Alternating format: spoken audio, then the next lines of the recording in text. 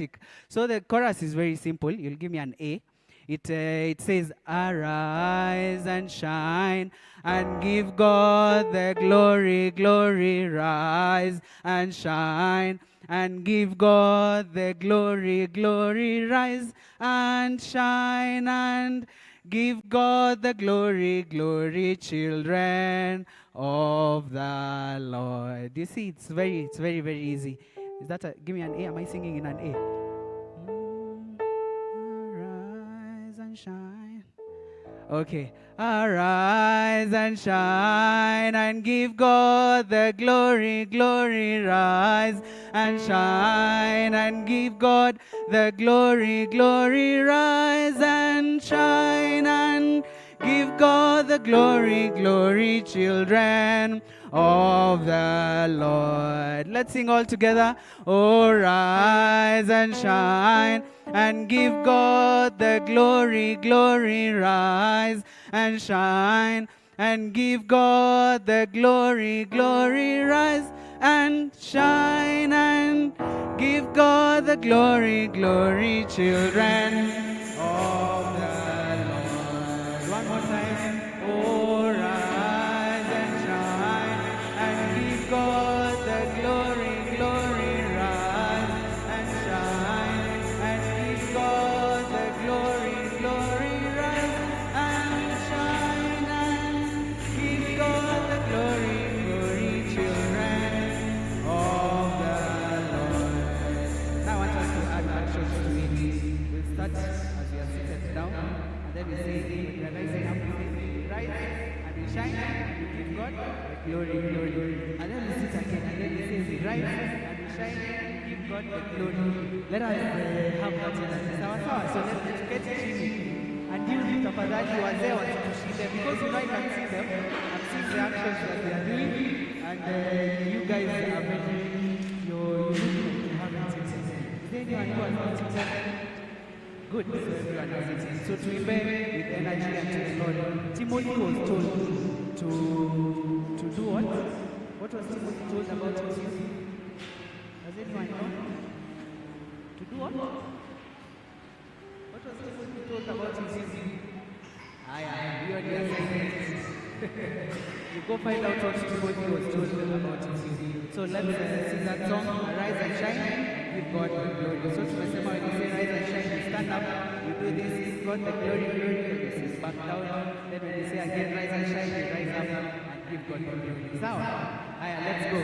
Arise and shine and give God the glory, glory, rise and shine and give God the glory, glory, rise and shine and give God the glory, glory, children of the Lord. One more time. Oh, rise and shine and give God the glory, glory, rise and shine and give God the glory, glory, rise and shine and give God the glory, glory, children of the Lord. Amen. It is always good to give God the glory. Now as we invite the minister, we'll sing the song.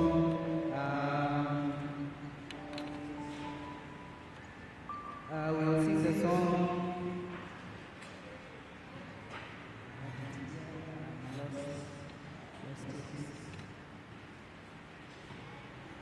Okay, let's sing the song bigger than anything, bigger than all my problems, bigger than all my fears. God is bigger than the mountain. You cannot move. Then I'll ask the minister to come as we sing the song. Give me a seat.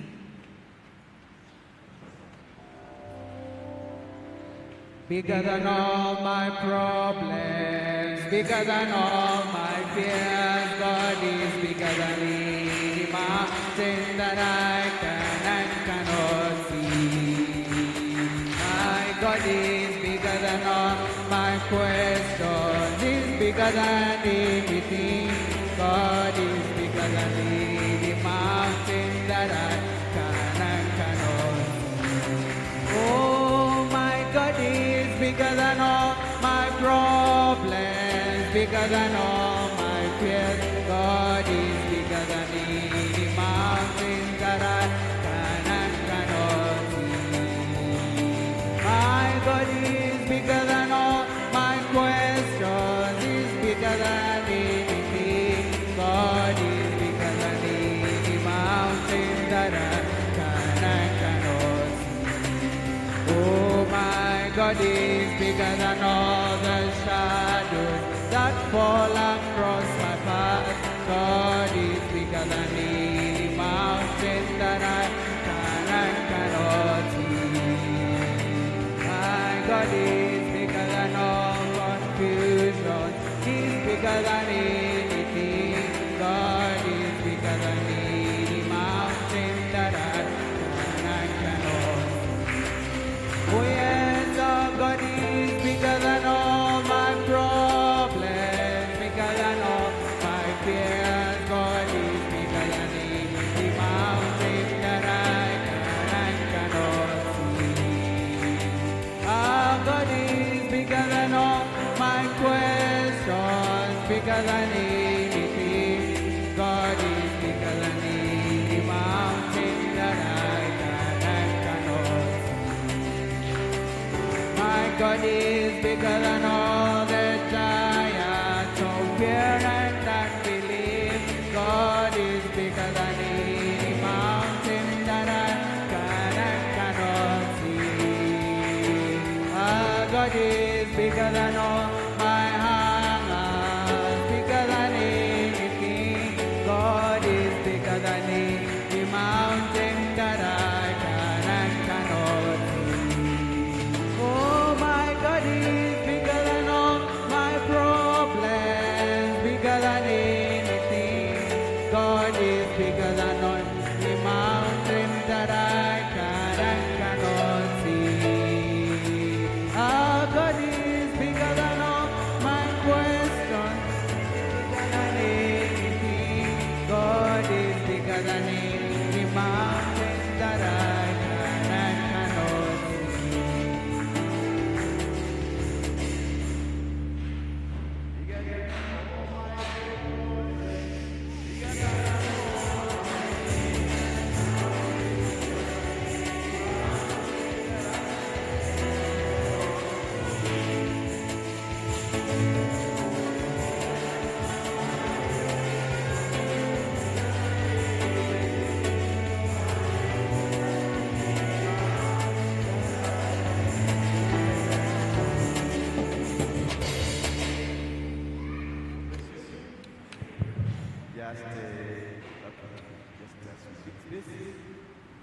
I want us to turn to our Bibles.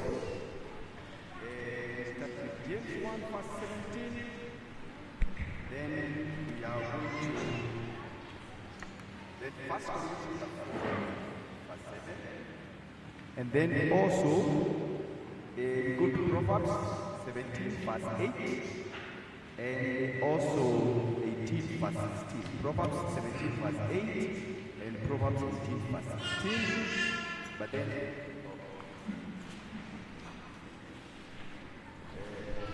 so God bless you so much. Let's start with the Bible and scriptures.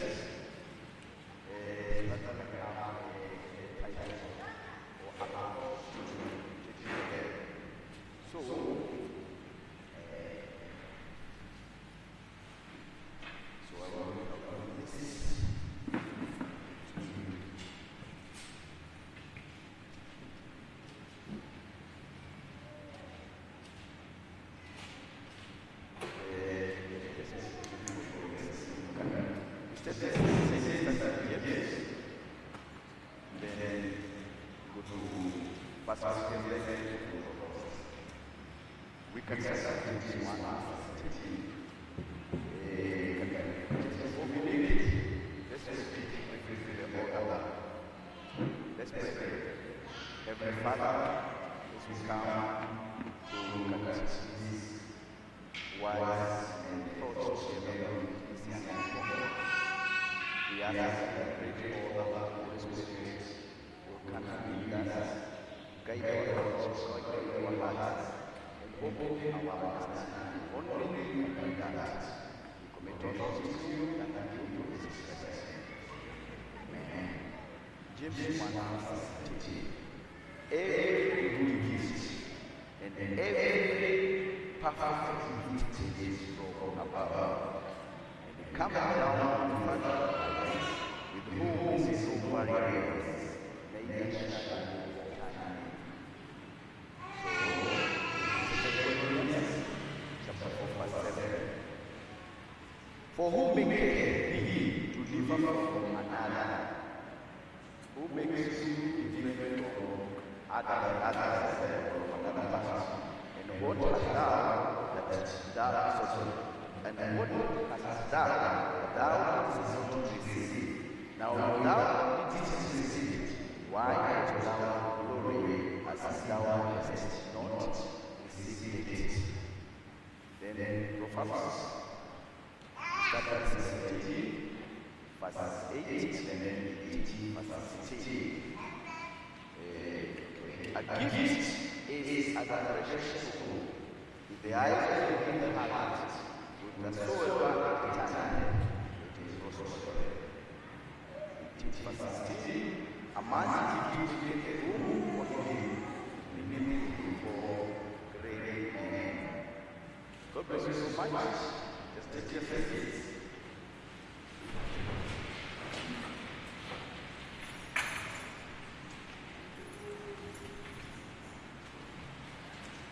God bless you so much. Very young I'm very much young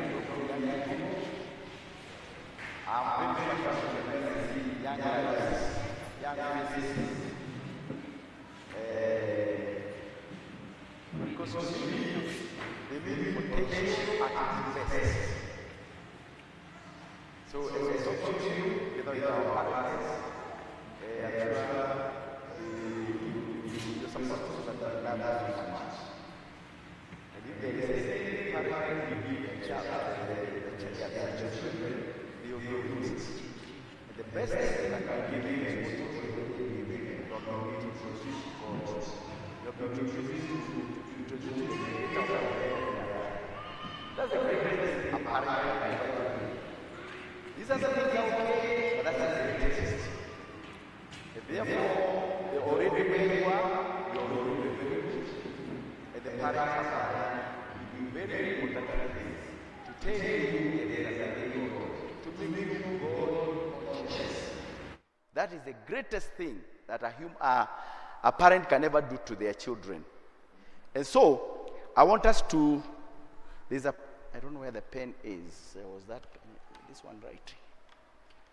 So, I want us to think about two things, which are the major things, the major responsibilities, or the major things that happen in life. Number one, employability. This is not very good. I don't know. There was another one, maybe in Tapatikana. I'm going to misplace. Yeah. Okay. So we want to think about two things. Employment, but I call it employability. I'm not sure what we do. Then the other side should be marriageability. So, but we'll start with employment. We'll call it employment for the time being, and also marriage. Oh, thank you. Thank you, sir. Asante sana.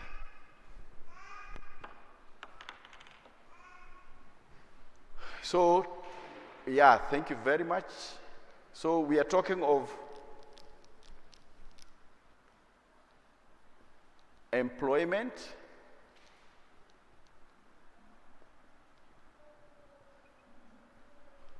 this other side, we want to talk of marriage.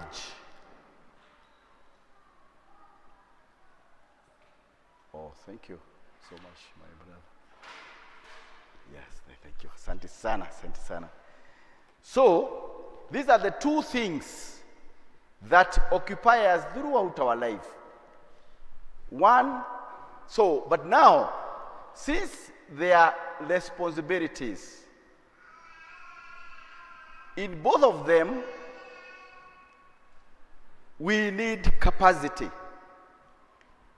These are opportunities, but they demand for capacity. So this is why we are talking about employability.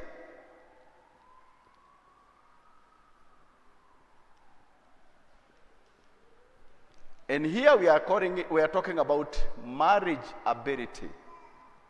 Marriage ability. So these are opportunities, and opportunities demand or call for capacity. So when we look at it and see it clearly, then we can be able to do what we are supposed to do about these two things. Life is very interesting, and the major resource about life is time. Time is a limited resource. Time is passing whether we are doing anything or not. And therefore, we need to also know what to do. And because the resources are also limited, to really have to know exactly how to focus the little resources that are there and they achieve the most. Now, for us to achieve the most, naturally, there is a natural provision. To achieve the most, something must happen. We must be where we are supposed to be naturally. What do I mean? For now, when we're talking about capacity, we are talking of where two major things meet in naturally for us. Where our natural ability and our natural interest or tendencies or inclination, where the two meet. In this area, biologically, in using biological terms, we can call it the niche. This niche, in a simpler terms, is actually our natural home.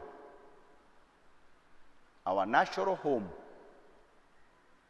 is somewhere where two major parts meet together. Abilities are natural to an individual. Interest or passion is also natural to the individual. So where these two meet naturally within the individual, and this is intrinsic, this is inside, internal. They are even inborn. And that is what we are now calling the gifts. Gifts. They are natural. They are naturally occurring. They are inborn. We are born with those things. But because of what we were saying in the morning, and even about the blind, what we were calling the blind spot, which maybe spiritually we could call it amnesia, spiritual amnesia. But it's not only spiritual, it's even physical. Physical. We are not able to see ourselves, even physically enough. So that kind of a limitation is what is the issue, both in the employability and marriageability. In marriage, there will be two people here. Just like we have here the abilities and interests, two people will have to come together. Yes? And they will have to be complementary in their nature. Huh? These are the people that will make a couple. But that's later on, eh? So we start with employability. Employability, again, two things are coming together. And they are naturally occurring, just like this one. These are inborn, this is inborn. So every time, two things must come together to make what we are looking for. We can look at it like these are the mechanics. And these are the dynamics, naturally occurring in an individual.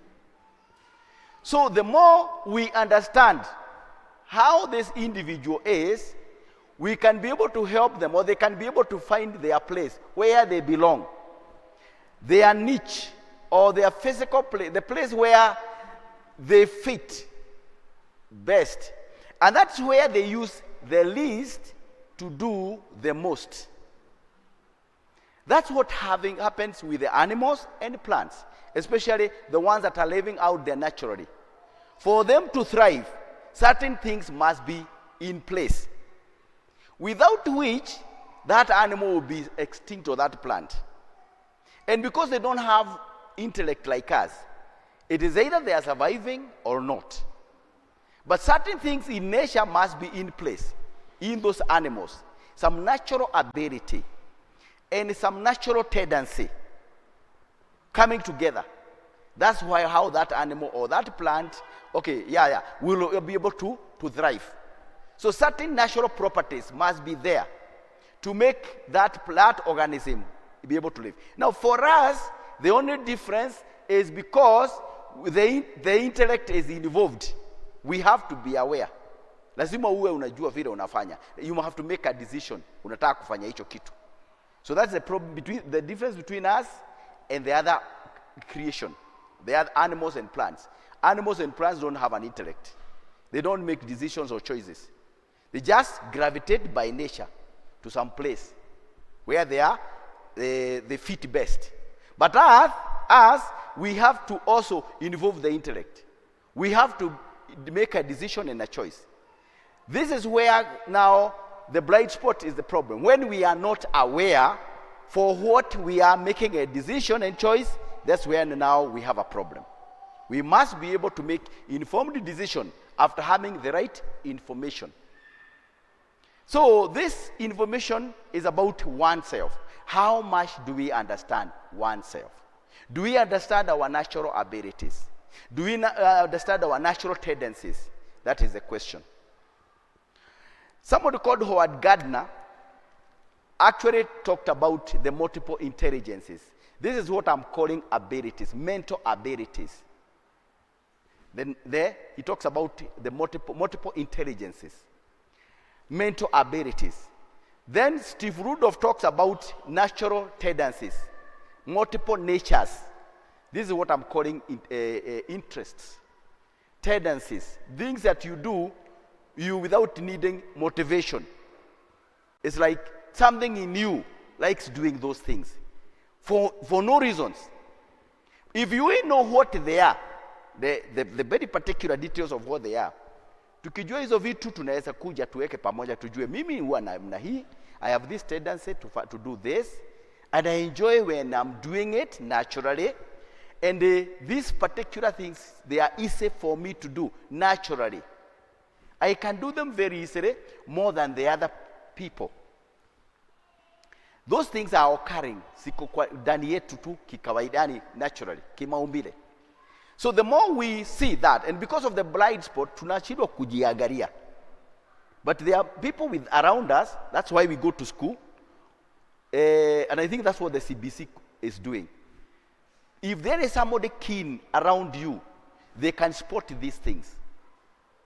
Once they are spotted, then it is going to help you to find this place where the two signs meet. That is the best thing you can ever do naturally. Is where you use the least to do the most. Naturally. Just like any other organism, a living thing. Yes, just like any other living thing. They use the same principle. So that's what we are saying, or we are trying to say. This is what is going to give us employment or employability. And what the employability, their capacity, the capacity that is like so, it is some capacity that we can supply consistently and sustainably, because the natural backup that is required to be there is already there. It is inborn to us. So these other things we can do, and people say, I would want to be like to become this and ABCD. You already are what you should be, potentially. So we are talking of potential here. It's potential. the natural occurring potential. That's what we are calling the gift. We can also call it the talent. And all these other things. Calling. Vocation. I believe it's basically the same. Yes? Then somebody said, we call the qualified. But God qualifies the called. So with God, he does not start with the qualifications. What does he start with? Anasa na nini? The calling. The calling is what is occurring in you naturally. It is purpose oriented, very specifically. It is actually focused on a particular thing, which is the purpose for God for creating you and me. So the more we understand that, then we are understanding God's mind about us. It is something very natural. So he starts with the calling, then he qualifies those that he called. That's why you find people like Moses. And all the people that he used, he first of all called them. Then he gave them the equipment that they needed. So that's what God does. And he does it very naturally. And as we were reading in the morning, remember this quote, we want to base this on this quote we were reading in the morning, 0108, Conference with God. We'll just read one because we read the others in the morning. Are we able to project? Yeah, thank you. Let's look at paragraph 5. Just a moment. Let me confirm. I think it should be paragraph 5. Let me just confirm quickly. So because God operates in a certain order. Yes, paragraph 5, yes. God operates by the laws that we were hearing in the morning. He cannot operate in any other way. He has to follow certain orders. And out of that order, and laws, rules, conditions, out of that, he has his system operating. It is very consistent, and self-sustaining. That's why animals in the wild have lived over the centuries without anybody aiding them. The plants also that are natural, they also survive in their own way. They even know how to adapt, to change themselves to fit certain challenges, to be able to overcome the challenges. But when we bring animals like that at home, we bring that lion, we put it in a zoo, it loses those qualities. That's why our cows cannot survive in the bush. They can't. They don't even know how to fight for themselves. But the buffalo will fight. Yeah? Okay. So now also down there, because of time, tutaanza hapa chini hapo tu, but the same paragraph, but hapa chini kidogo tu. Yes, because of time. Yeah, just a moment. Yeah, there. Now, God can never go against his own laws and rules. He always works according to his rules. God is helpless. He can't operate in any other way. Whether he's giving us the capacity for employment, whether it is a capacity for marriage, it has to be natural. It has to operate according to his laws and rules. That's why in marriage, this is why it is always happening this way. But most of the couples are not aware that they are this way. Anajua tu yule mwingine, hajui yeye mwenyewe. Huyu anajua huyu anajua huyu, lakini hajijui. Because of the blind spot. We don't see ourselves enough. That's why, by the way, do you use a mirror? Unatumianga vioo kujiona? I know girls must use them. At least in the morning you must have used. Kuna mtu hatumii kioo hapa? Kuna mtu? Mkono juu, yule hatumii kioo.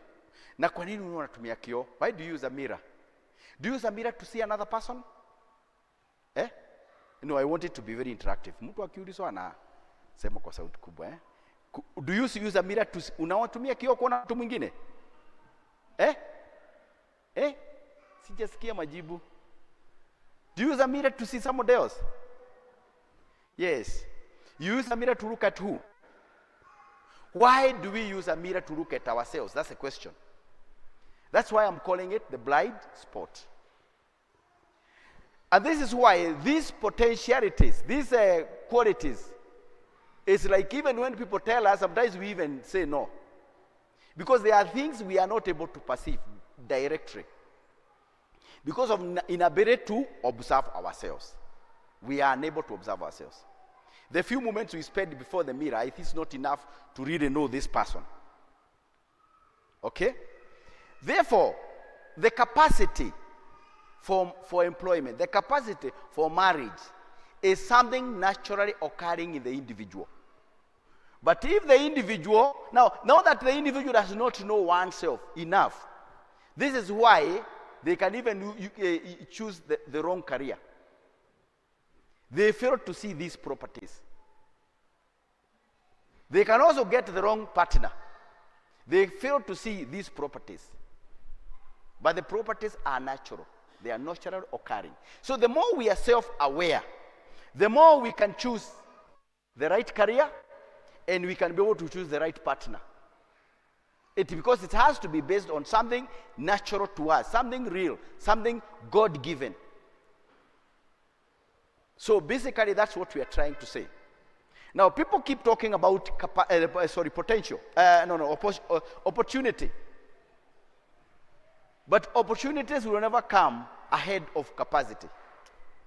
Because even if you had the opportunity, like maybe, let's say somebody was unwell. If somebody is unwell, that is an opportunity for somebody with the capacity to treat. Strictly to that person with the capacity to handle sickness or lack of good health. That is the only person to whom the situation is an opportunity. So opportunity are capacity specific. It is not just an opportunity. Unless we are talking of particular capacity. So the jobs that are there, all the things that are there, they are not an opportunity to everybody. It's only to those people who has what it takes to perform that particular job. So we always have to come back here and establish what capacity do I have, or what capacity can I build. You are building it out of something natural to you, potential. Then when you build this potential, it will be such that it is sustainable, naturally sustainable. It is something natural to you. And it is not easy to burn out. But any other way, you could be having a certain ability in something, but you lack the passion. It is still going to bother you. You can be having a lot of interest in something, but the ability is also, maybe there's a shortfall in the ability. It is still is not sustainable enough. But when the two meet, where they meet, they are able to sustain the performance naturally. So, if we can go back to the scriptures again now, we can now look at them again where we read. We can see why we are saying what we are saying. For example, if you look at chapter 18 of Proverbs 18, verse 16.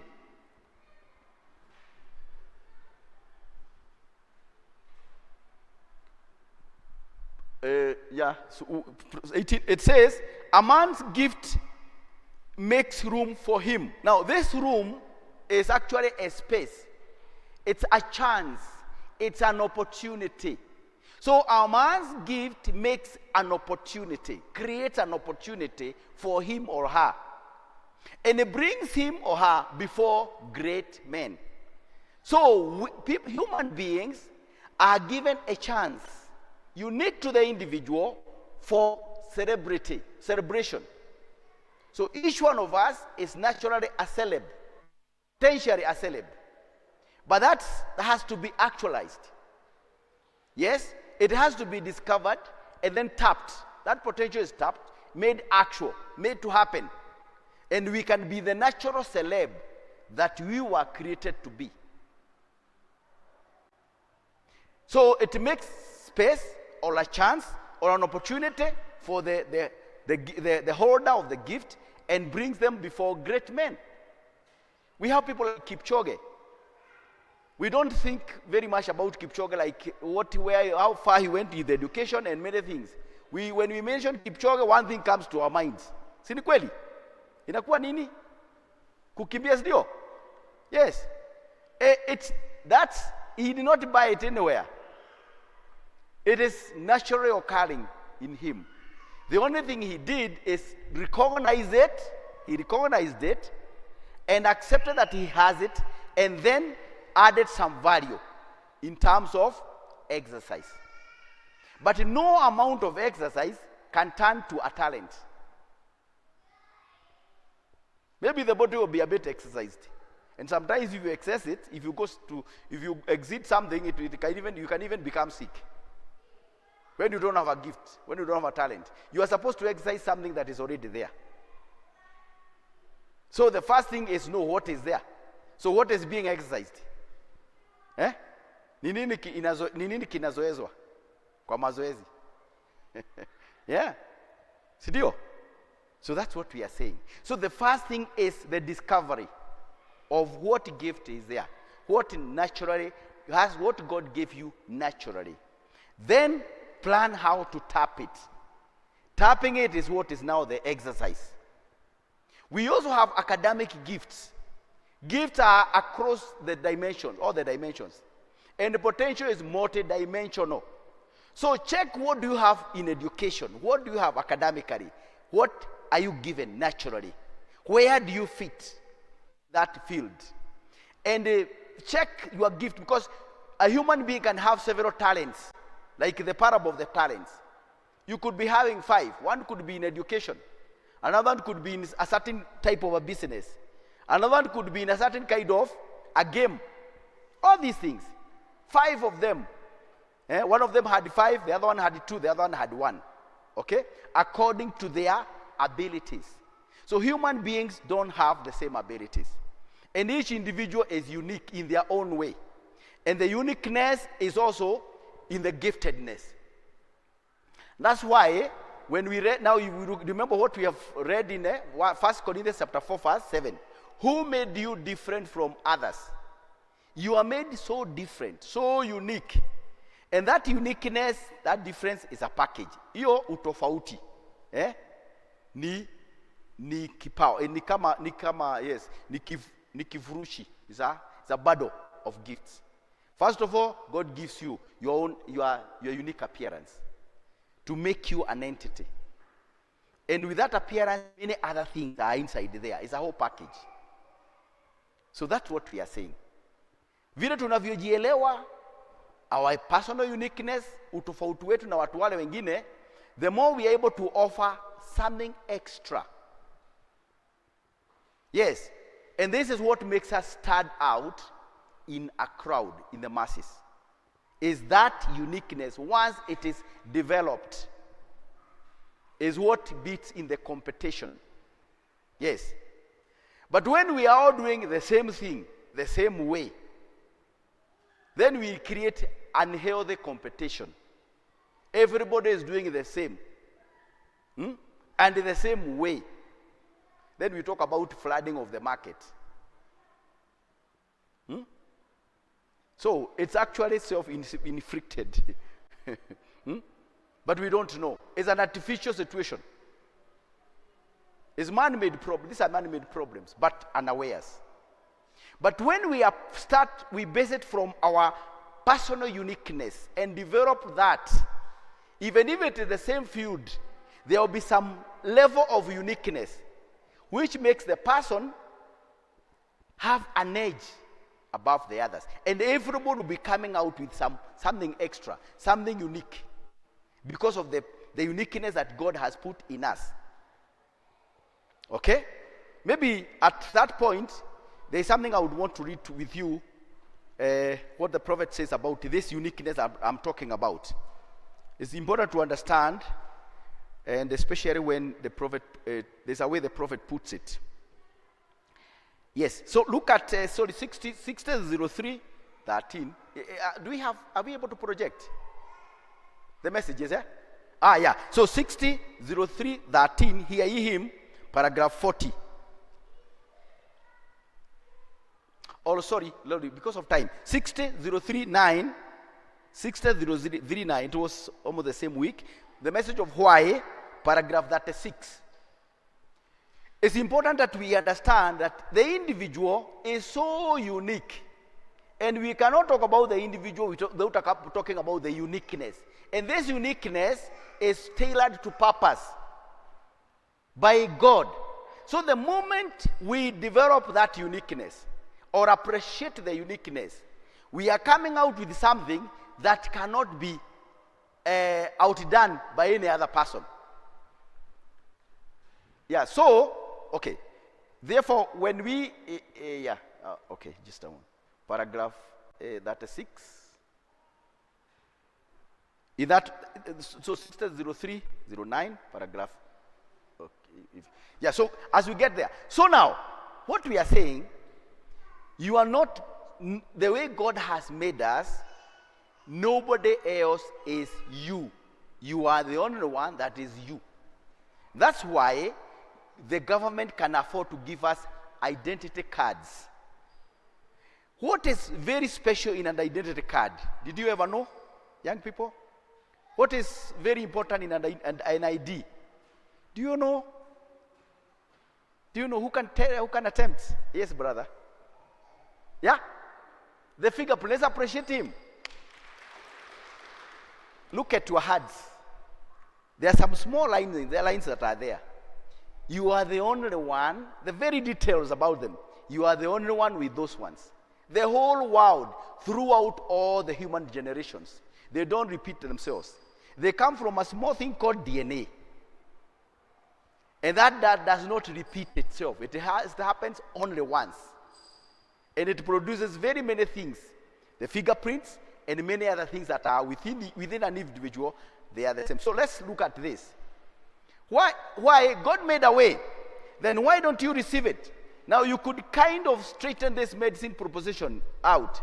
You could kind of wonder about that because it helped some and killed some. Even medicine, because of the personal uniqueness in individuals, medicine don't perform the same things in people. To a certain person, they are going to have allergy with this particular medicine. Another person, that is the drug of choice. Yes? Yeah. Because of our uniqueness, even in our bodies, our system, our very makeup is very different. Even the very body. You could kind of wonder about, sorry, it's not too accurate because every person's body is not like a guinea pig. And we are all different, one from another.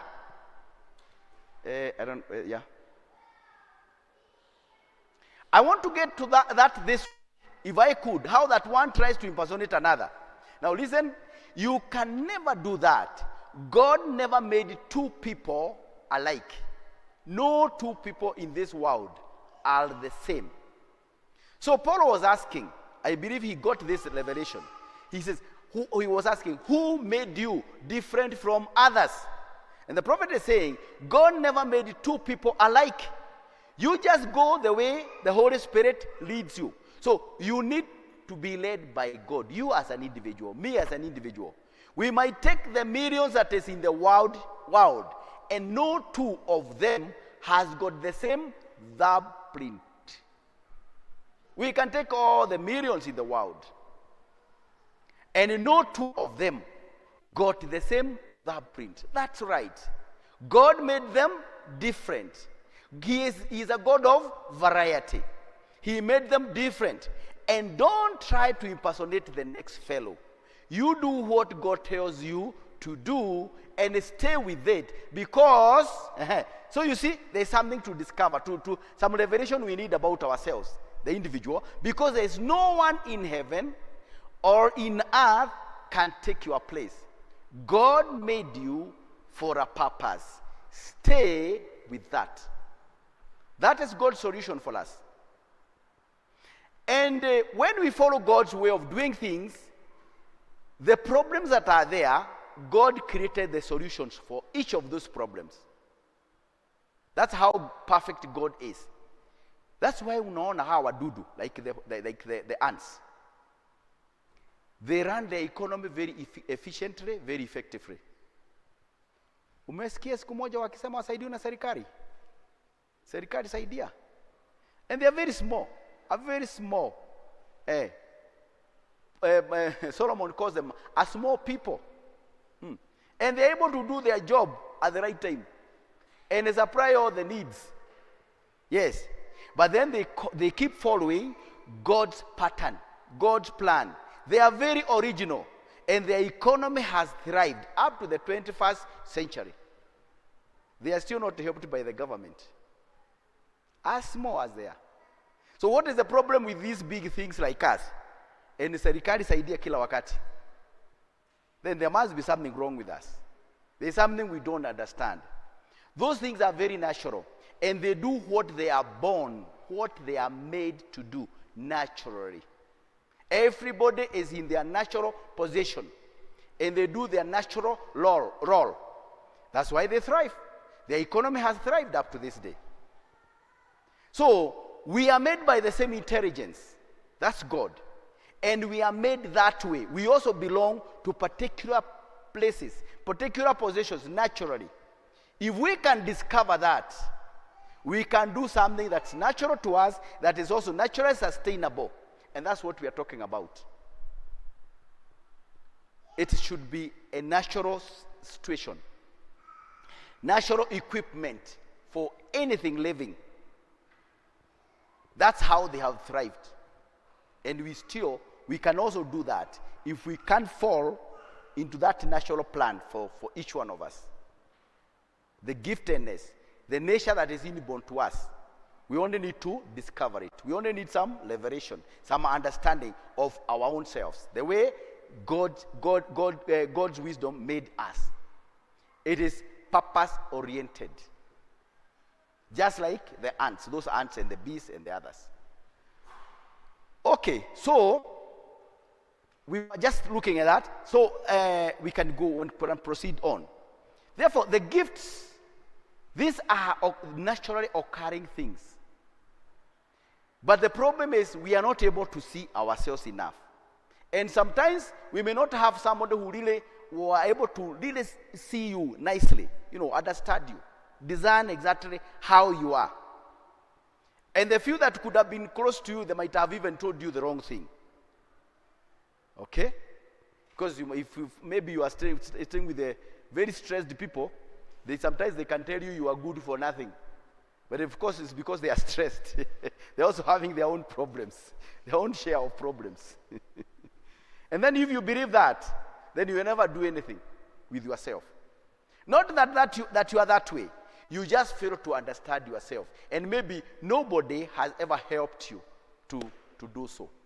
But we are each one made for a special purpose. And the prophet has said, God made you for a purpose, stay with that.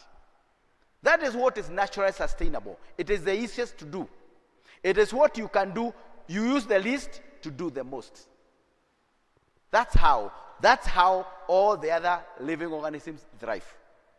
But with us, we must be convinced. We must know. We must be aware. We must be deliberate because we have the intellect. Is what will interfere with the laws of with nature taking its course. But if we were able to look at ourselves, if you can make a small list of those things that you find easy for you, naturally, okay? Make a small list here, naturally. And even ask a few other people, what is it that you find me doing it very easily? But well, there's a small list. Then what do you find interesting? Naturally. You find it leisurely. Again, another list. You are going to find a few items that are going to appear on the two lists, repeating themselves. This is what is coming here into the intersection. That's it. That's what we are saying. And now, okay. So quickly, let's look at a few things the prophets say about the giftedness, so that we can have, we can firmly now nail this down when we also find what God is telling us through his prophet. If you look at 50:07, so 50-07:11. I don't know whether I have to, I may have to write it also. So, 50, 711, we are looking at paragraph 29. 29 of that.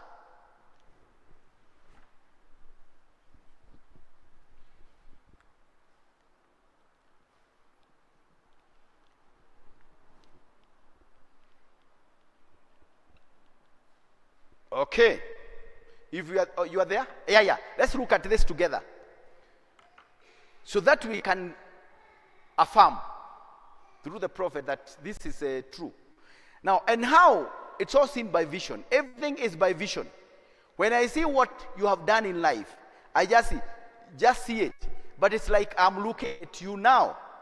It has been that way in MHA since I was a little boy.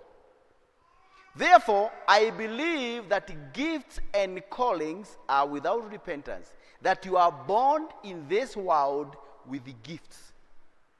So we are born in this world with our gifts. It's not something that develops later on. It's not even something to look for. You don't have to. If there is anything to look for, it's look for yourself. Not the gifts. Yeah, because of the bright spot, of course. I believe you have to be born to be a musician. These are inborn. You take your children. You take children sometimes and give them all kinds of an education in music. They never make a musician. You see? So what are we educating? What are we training? It should first of all be identified. What is it that we are exercising? What are we adding value to? What is the initial thing that is there? That should be the first thing. So, and some of them that can't even read their ABCs through, or say their ABCs, can play music of any type. Okay? You are born that way. You can't help it. Okay? Is that good enough? Yes. So that's it. Yeah, that is it. Let's read another example. 560129. 560129. Yes, paragraph 29, the supernatural is. Paragraph 29 to 30. 29 to 30. Now, this man we are going to speak of for a few moments. Then I want to give you a testimony. This man, Elisha, the great prophet, was a man who lived in that constant atmosphere. He was a called man of the Nazarite birth. All gifts and callings are without repentance. It's what? It's nothing. Oh, it's nothing. You can't make one hair black or white. Sini kweli? Yeah. We are helpless about it. So you can't make one hair black or white. You can't add 1 cubit to your stature. We only have carnal impersonation when we try to impersonate something that God hasn't made us. If we try to do something that God hasn't called us to do, we will be a total failure doing it. If man would try to make himself a woman, or woman man, how would you do it? Okay, so we already, I think that's good enough. Let's look at 60, as I was with Moses, 600911M.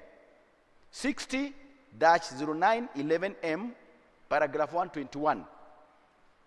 Just to confirm, at least 2 or 3 witnesses to get to know that this is something from God in our day. 60-0911, paragraph 121. As I was with Moses, 121. It talks about gifts and callings. Oh yeah, I think it's there. Now, when God gave me my commission, I have based all this back for his purpose. For this purpose. Gifts and callings are without repentance. No man can make himself anything.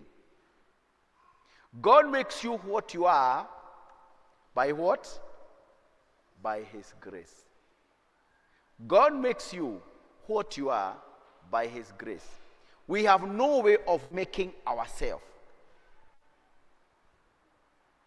I think we are good. Just one more. 640705. 640705, the masterpiece. The masterpiece, paragraph 35.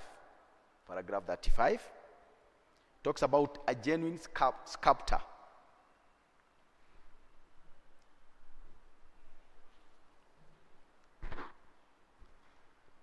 Yes, there we are, yeah.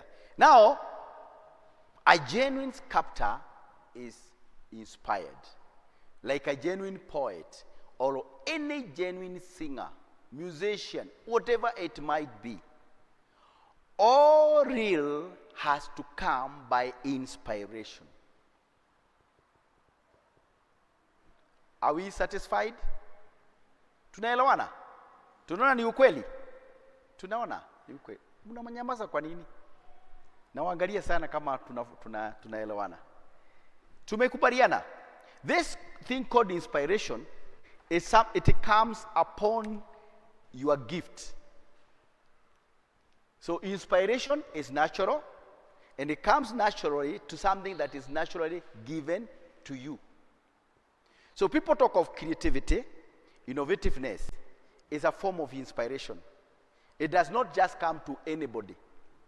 It comes only to particular people. Those particular people, they are somewhere natural to them. So there is no school for inspiration. I don't know whether you have any school for, Prof, do you have any school for inspiration? Or creativity? Creativity is something that will come naturally to some. Why? It is coming to inspire something that is natural also to the individual.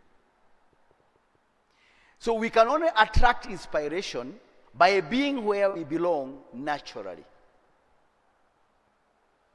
Even if we are talking about spiritual dimension, anywhere, until you are where you belong naturally, inspiration will not come. And you cannot fake it. You cannot manufacture inspiration. You can't also manufacture creativity. But you can be creative in a certain area. And nobody is creative in every area. So there is something limiting that person to particular area because of other particular things that are natural to the individual. So,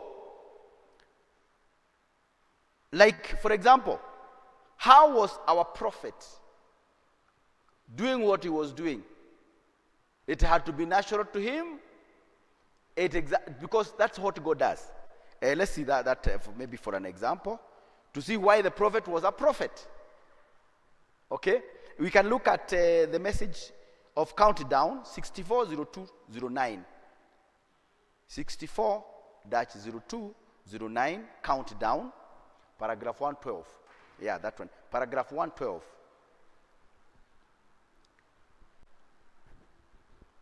Why was the prophet having that kind of a calling? How was his very makeup? So let's start from verse 109, so that we can get the story. The story, yeah, there. I had a physical examination here a couple 3 years ago by brainwave. He had a brainwave examination with the Mayo's Clinic. I don't know what was happening, but now when they looked at the brain, they were very surprised how they saw the brain of the prophet being. And the doctors, come out and they said, hey, you are a funny guy. After the examination of his brain. You are funny.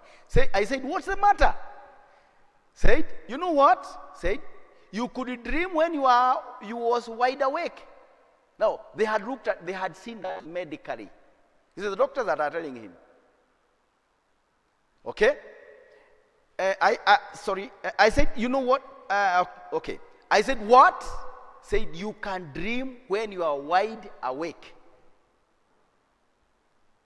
I said, here is your first conscious. Now they are explaining it to him. Here is your first conscious. Said, it is controlled by your 7 or your 6 senses. See, taste, feel, smell, and smell. Your first conscious is only active as long as you are in the 6 senses. Like now, our first conscious is active. We're able to see, we're able to hear, we can smell. Yeah, we are in our first conscious. Okay?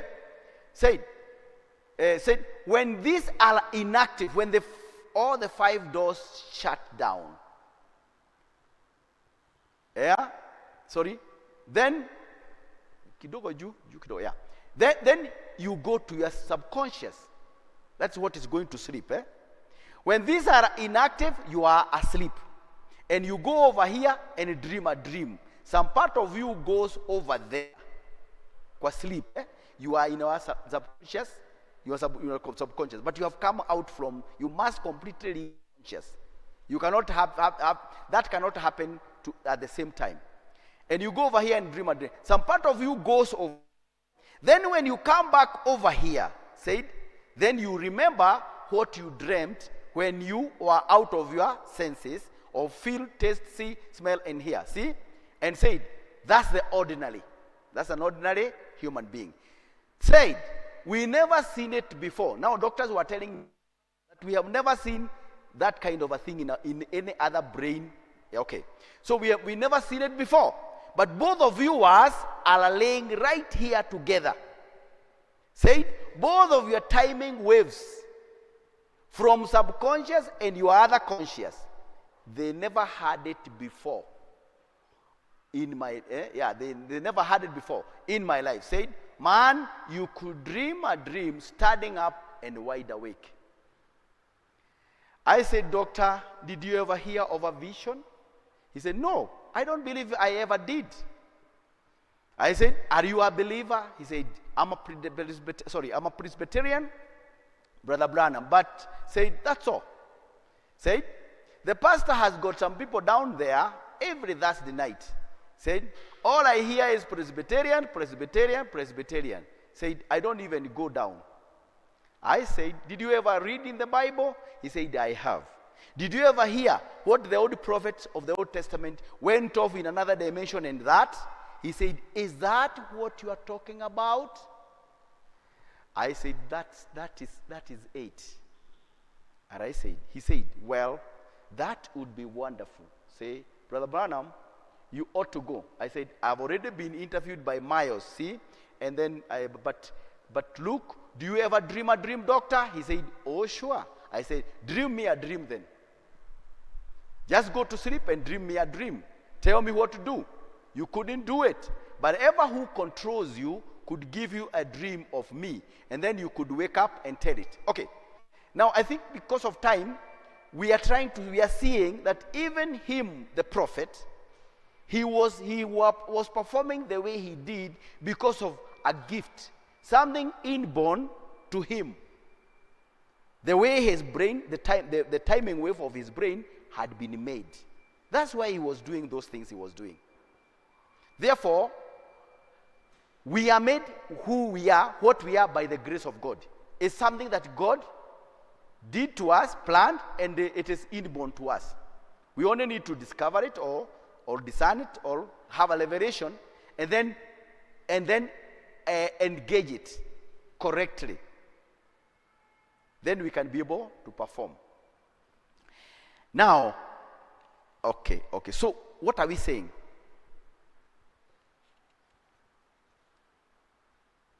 We are saying that whatever we have to use, whatever we have to tap, that potential we have to tap, it's natural to us.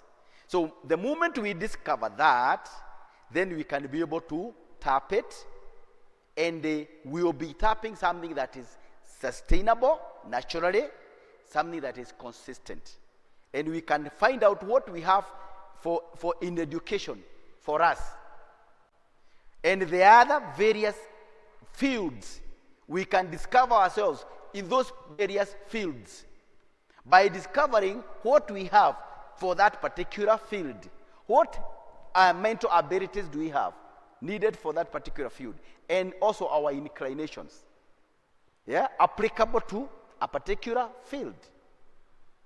That's simply what I wanted to say.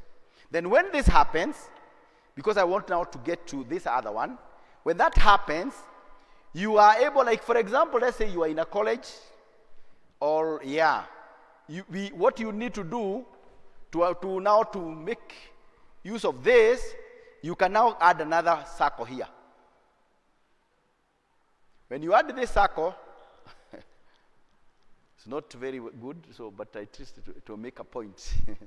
So this, when you have that, you can now put all your units or options in terms of units or subjects that you do.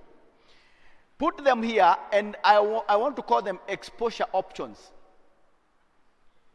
Options. These ones that you are testing. Any subject or any unit is a kind of an exposure. Actually, you treat it as like an exposure option. Then, see how it relates with you naturally. Is it attracted, or does it attract your abilities? If it does, then we have something there. There is that interaction between it and your mental abilities, or mental interests. Your interest or passion or tendencies. If it does that, then there. If none, you just put it back there. It is ejected out. But then there are others, some units or some subjects or some activities that are caught in the intersection of the two. So it's caught here. So if you are very, very sincere with yourself, or very thorough and very natural with yourself, you can be able to have to test everything, and then you'll see what relates with you in which way. But the most important is what comes here. Then this is what I would call capacity. I call it X1. You can now take this to the market. This is a product or a service that you can sell in the market, in the job market. And it has enough uniqueness as a product or as a service that will beat in the competition. It's God-given. But you have developed it. There's a way you have tapped that potential. You have developed the potential. You have added some value to it, the necessary value to it. Okay. So when you go to the market with this is how you create a job with it. You take it like, now this is capacity, what you can do best, which is the XI here. And these are the unmet market needs. Unmet market needs. Yes. Unmet market needs in the market. Where this is relevant, that's your market. If it is to do with agriculture, if it's to do with whatever, there is where that service or product is needed. So go there, see, survey the market, your market, see the needs that are unmet, the gaps that are there. And if we demonstrate this like the market, where you are trying to do the survey, you will find there are some gaps. Some gaps there. Maybe a service or a product that is lacking, a need that is unmet. So these are the points that you want to go and check carefully. You can take this and see where it fits best. And that's where you belong in the market. That's where your product or service the gap it can fill in the market, the unmet market needs. That's how you can create a job. Or that's how you can look for a job. But this way is like creating a job. Actually, it's creating a job. You go even to the company, look at their profile and tell them, this is what I'm able to do for you. You need ABCDs. That one I'm able to do. That is now unlike when people go and send applications or go to an interview and they want the employer to interpret the documents and see what the kind of a job they can do or what they can do for the employer. There is something they have not done themselves. They have not understood what they can offer to that particular company. But unlike now when you go to a company and you are already telling them, even in an interview, I have noticed that in your profile you do this kind of, you offer this kind of a service or produce this kind of a product, and this is what I'm able to do and do it well. Yes, it makes a lot of sense. Yeah, they can even tell you, I think, even if we do not have that kind of a position, we are going to create one. We realized it's something we needed, but we never had thought about it seriously. You can create even a chance that was not there. But this is somebody who has, who knows what they can do. So they have done something about themselves and discovered what they have that they can offer. What do you have to offer? Because in the market, the question that you are being asked in very many words is, what do you have for us? What can you offer? Yes. And so when you are preparing, like now because you are in school, most of you, ask yourself this question. Or before you go to the market, ask yourself, who needs me? Not who loves me. Because that maybe you can say parents or friends. Who needs me?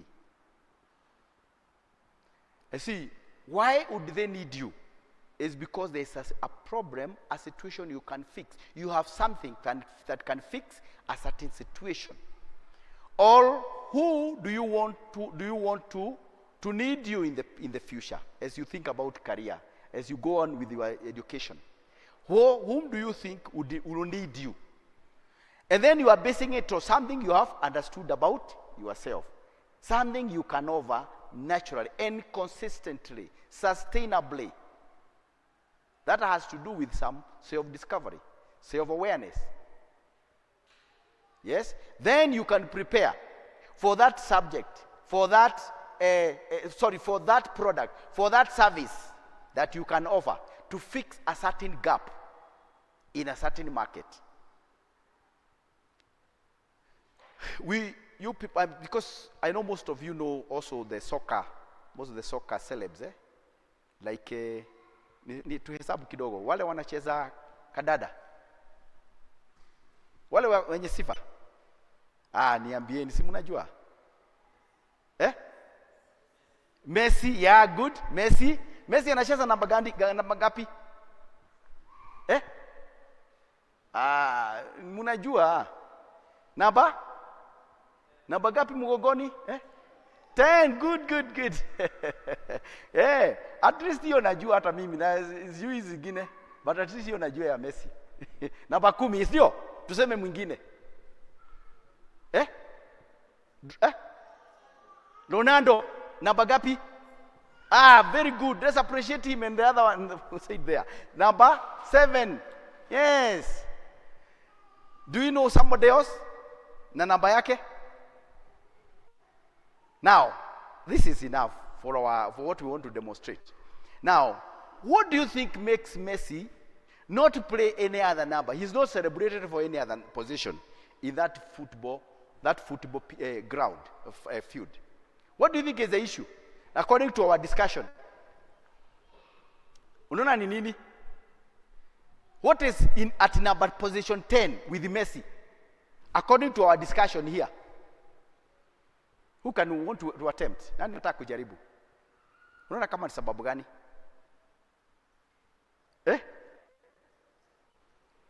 Sema tu. He's a striker.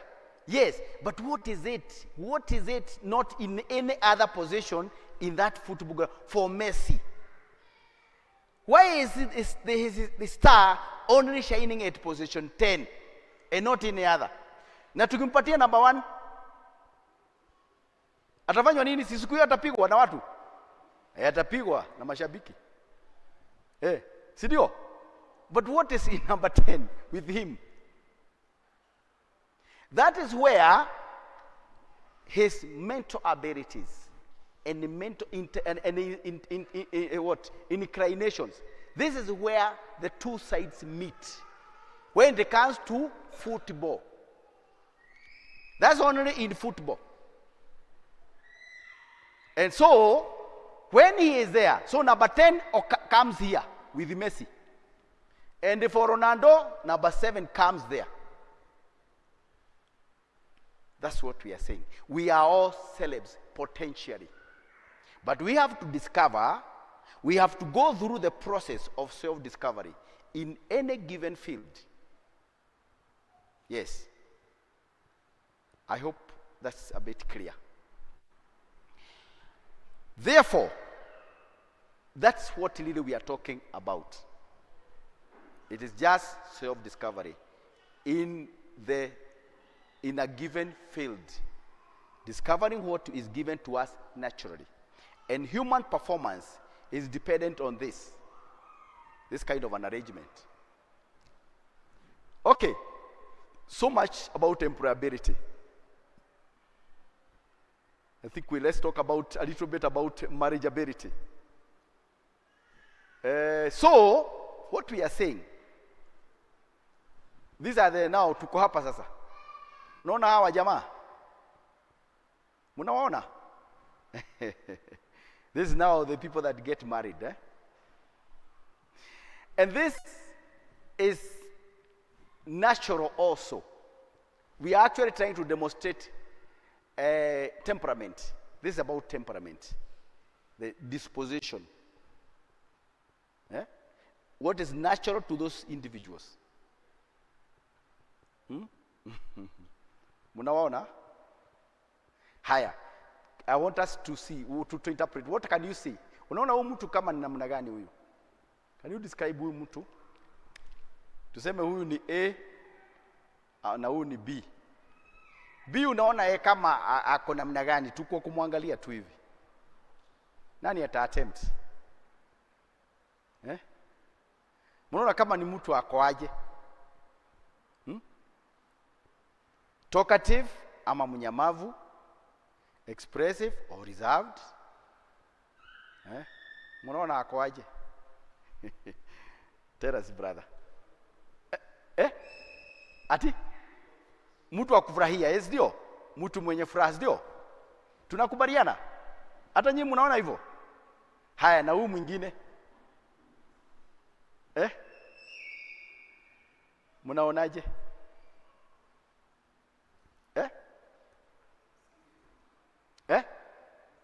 Serious. Unaona? Mnaona hivyo hata nyinyi? Mnaogopa kusema bona? Mnaona hivyo? Are you in agreement? So, I want you to remember people that you know that are husbands and wife, a husband and a wife. Kama mmoja ni expressive sana, huyu mwingine ako aje?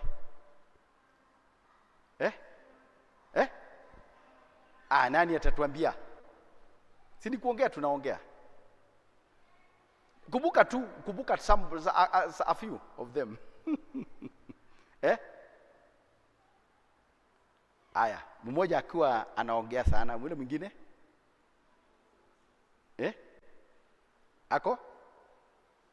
Mnyamavu. Aya. Kwa nini? Kwa nini wako hivyo? Mnafikiria ni kwa nini?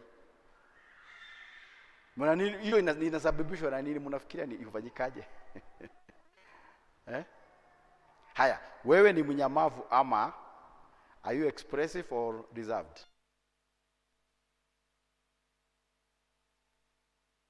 Nani anajijua? So now, the word here, the key word that we are looking for here is what the prophet says in the message of leadership, and is what we are looking for to explain marriageability. The word complementary. In the message of leadership, era 65-1207, complementary. We want to get this word. L-E, not L-I, L-E. Let's read together. We want to get that quote. So that now we can now look again at marriageability. As we get that quote, in case you have any question about this, you can be asking.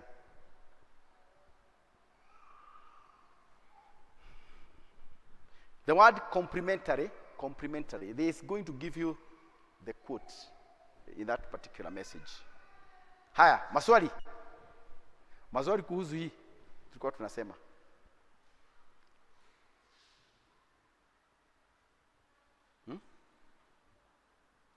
Who wants to be a neurosurgeon? See, we keep saying it has to come from this. Otherwise, it's just a good name.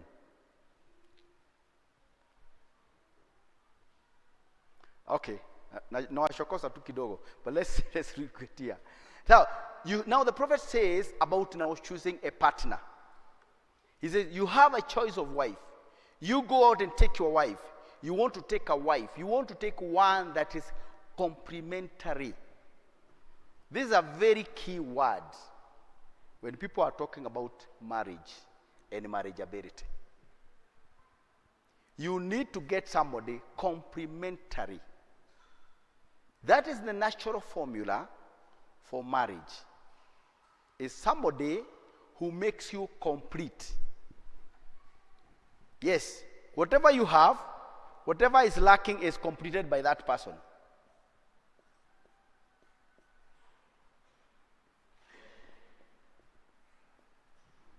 Oh, sijui kama inaonekana mzuri. But your eyes are young, eh? Sidio? This is just one, please. Moja tu. Who can fill in the gap there for us? This complementary. Let me go to mathematics. Vizuri vile tuelewane na nyinyi. Okay. 60 degrees plus dash is actually the complementary angle for 60 degrees. Ni gani? Say loudly. You are right, but say loudly. 30. Let's appreciate him. 30. Equal to what? 90 degrees. So, this is the complementary angle of 60.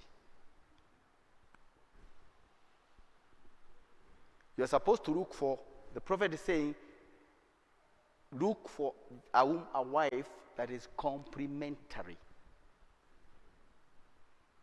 That's a big terminology when it comes to marriage. And that is what God did even in Genesis. So in this case here, what would make it one? Because the two are supposed to be equal to one, a whole. So what do we need here to have one? Wabui? A quarter. Let's appreciate Wabui. That is what is all about marriage. Is to make a person complete.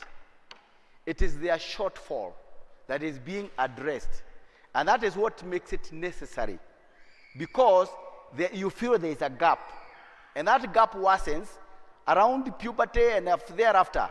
You realize there is a gap, a serious one. And it worsens on and on until you have to do something about it. Yes. So, if you look at Genesis 2 verse 18, God gave Adam, he was lonely. He found, first of all, he was lonely. With everything that there was, it was an ideal place, with everything. Yet, he was lonely, right there. He was lacking something. He was not complete. There was something he was lacking. And so he was given help that is suitable. So marriage comes to give us the help that is suitable. It is addressing a shortfall. When we talk about help, help means need. Suitable. for you. Exactly what you need. And it may be in some areas is not what you want, but what you need. You know, we read in the morning that God knows what we need. But many times we are asking what we want. So in some areas in that partner, will be things you need, but you may not necessarily be wanting them. Yes? So we have to be to understand the God's formula for this. It's the help that is suitable. And the help we are talking about need is a shortfall that you have naturally. And that's why it is coming from something inborn. It's a natural situation that is being addressed. Something that you need. This is why this person who needs actually definitely needs this kind of a person. This one needs this other one. They may not even want each other, but that's what they need. It's what they need more than what they want. God is looking at the need. He's looking at the shortfall. So, that's what marriage is all about. It's providing what we need. The natural shortfall that we have. And the shortfall must be occurring naturally. So the more we understand how we are, we can all be able to see what we are made and what we need. And when we get partners with that kind of a realization or awareness, we will respect that person. You'll be knowing exactly this is what I need. And when you know your need or the need that is being addressed, then you can now see, I can't do without him, I can't do without her. This is exactly what I lacked, is the shortfall. But when we are not aware of ourselves, we even don't know what we need. So even if we were given what we need, we still will not appreciate it, because we are not even aware that is what I need. You'll be wondering, why does he behave like the way he does? Or what does he, or she? You don't understand that's what you need. You also you are not aware of yourself. So you'll be quarreling over the very things that you need, the two of you. Yes, I'll demonstrate to you, young people. I am sure you are going to get this. We also have our parents around. So now, for example, this person, most likely, most of these, they are usually a bit pessimistic. Most of them. A little bit mean. Even with themselves. No. Yes. So now what happens? The other one most of the times is over generous to make up for the shortfall. They seriously need each other. Yes. None of them can live a normal life without the other. These two. One will go to the extreme of general. There are some people who can give you almost anything. Hata chakula ya mtoto. Ile ilikuwa ikuliwe saa hiyo. Now look. What do they need? What do they need for? What is suitable help for them? Is someone that is going to be what? Takuaje? Munamuita stage ama munamuita nani? Munasemaga aje? A bit mean, Munamuita? Stage. I don't know whether I'm pronouncing correctly. Yes, to balance them out. Otherwise kila kitu itaenda. Akiachiliwa hivyo, kila kitu huku mtu hakuna siku atakuwa na kitu. Unaona? So nature is made such that it is able to balance itself out.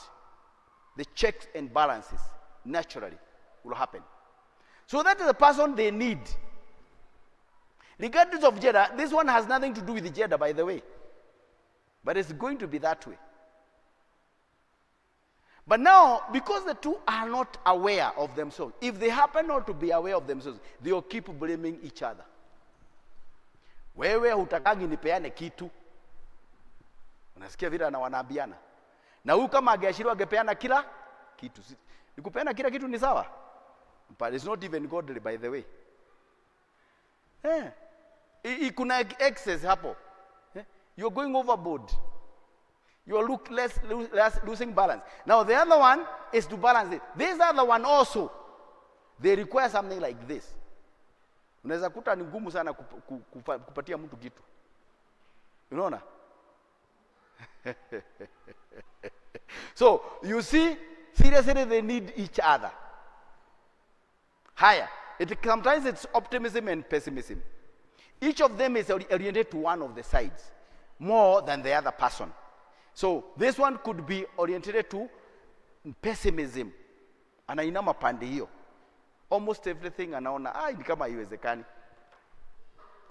So somebody said pessimistic people, they see difficulties in every opportunity. Pessimistic people. And you know they're not pretending. They're actually seeing it. And you've given them a chance, they'll show you the difficulty in the opportunity. And then optimistic people, they see opportunity in every difficulty. Yes. You can see how seriously they need each other. To balance each other out. But when they are not self-aware, they'll be thinking there's a problem. So they'll be arguing and even hurting each other emotionally. Wewe kila wakati, kila kitu unaonanga haiwezekani. Hata nikija na idea, you shoot it down. The other day I told you kitu ingetusaidia. Ulitoa makosa, ikatoa makosa, mkatu kaashana nayo. That's one of this one here. Regardless of gender. The other one sees opportunity in every difficulty. Actually, anaona kila kitu tu inawezekana. They are so optimistic. Na haraka sana tasema, and all things are possible to them that believe. Anapenda hiyo, anawezapenda hiyo haraka kupichida huyu mwingine. Yet it is true. So, if this person is alone, anaweza, he can invest, or he or she can invest in anything, even things that cannot work. Yeah. Anachomeka. Hiyo ingine ikachomeka, ile ingine iliungua. Na anaona kama anazuiwa na nani? Na huyu. Huyu anapingaga kila kitu. Mpaka they even lose their friendship. And they are couples, yes. If they are, unless God helps them, they are easily going to lose their friendship because of very serious arguments.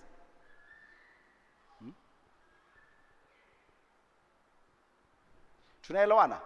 So God is so wise that he made provisions for all these things naturally. We only need to discover it. We only need to understand it. And it starts by understanding oneself. You should know where you belong. So that now you can easily know, if I'm that way, most likely the other one is there. Oh, okay. Then I begin to understand then. Then they are supposed to appreciate each other. It is this one that helps this person to balance out. This the one again balances out. So when we understand that, and we understand God's formula for marriage, then it makes a lot of sense to us. We will never argue again. And even if we argue, we'll be arguing friendlily, like friends. And everybody will give the other one a chance so that they can bring their critique into whatever you want to do, because it needs that. Yeah? The other one the same. And they'll be comparing notes as friends, until they're able to come up with something that's balanced.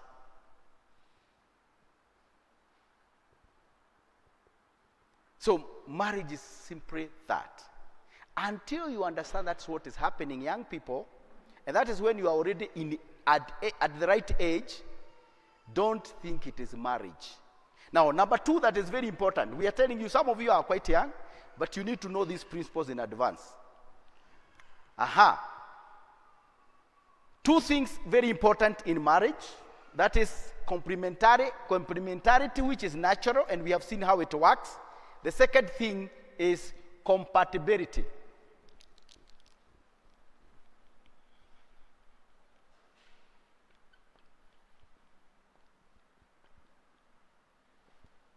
Yes, compatibility.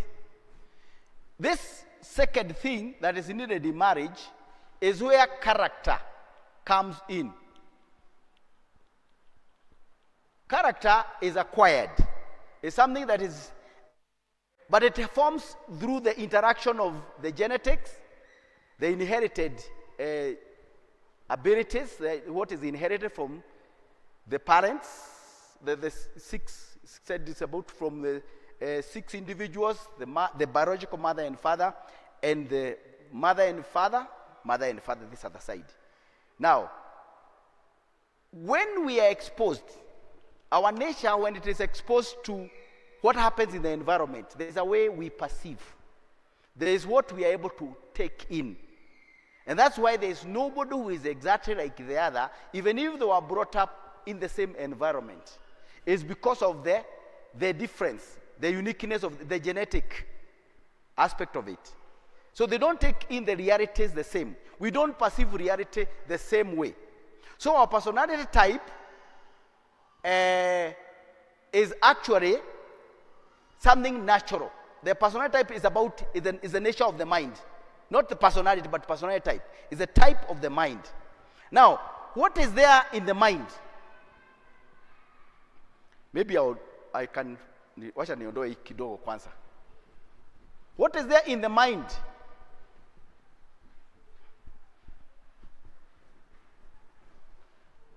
In the mind, there are particular functions which create the nature of that individual.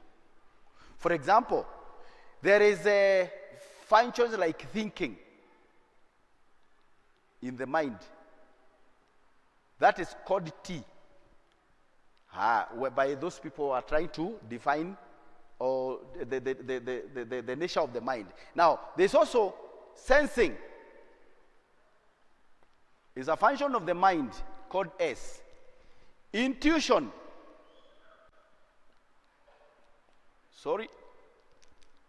Intuition. N. Then lastly, the major functions. Feeling. F. Now, these functions, each of them is either introverted or extroverted. Each of them. Introverted, extroverted sensing. Introverted intuition, extroverted. Like that. Introverted, extroverted. Now, this is what you see every day without sometimes knowing what is really causing. The underlying, what is causing is for the person to behave that way. For example, if you see somebody with a introverted feeling, no.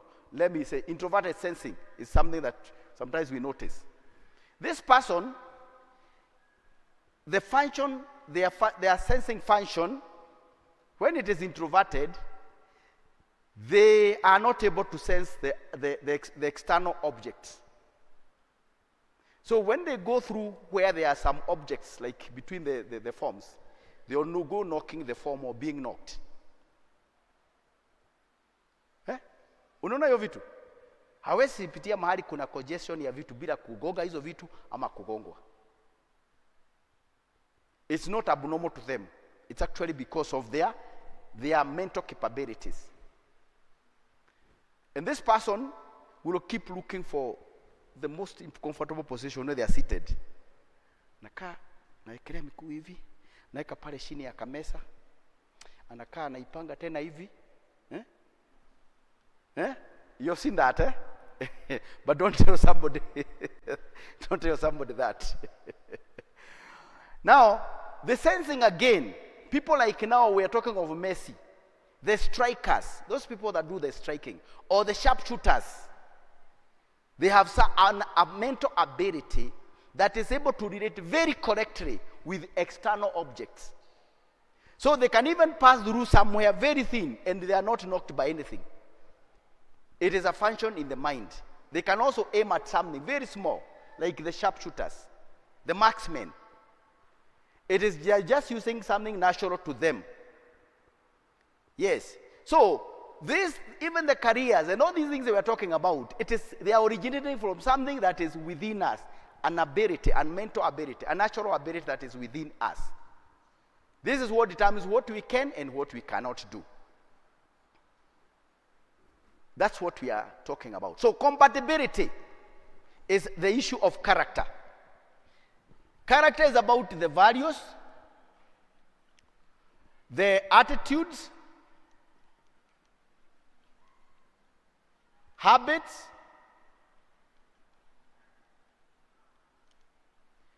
and these are, most of them are developed during our formative years.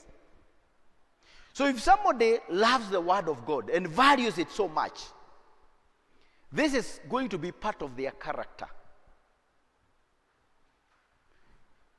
And if they match with somebody who doesn't have the same values and attitudes and habits, they are not going to be happy.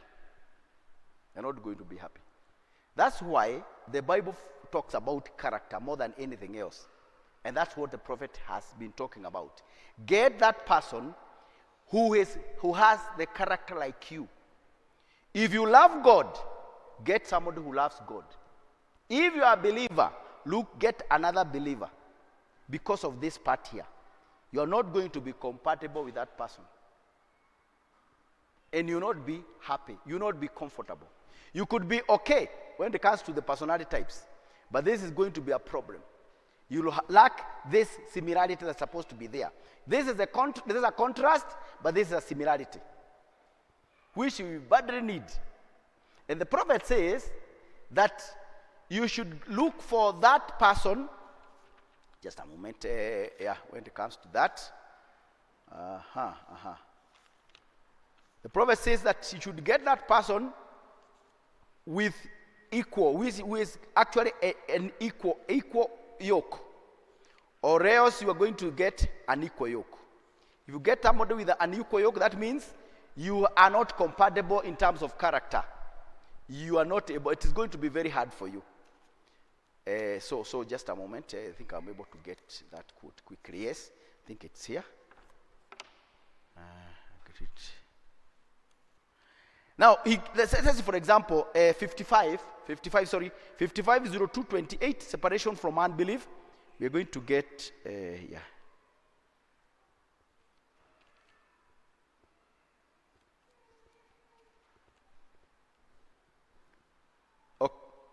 So 55:02:28, paragraph 16.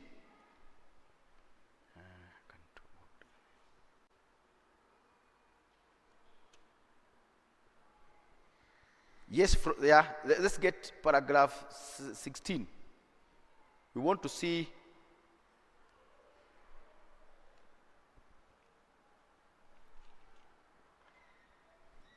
let's read.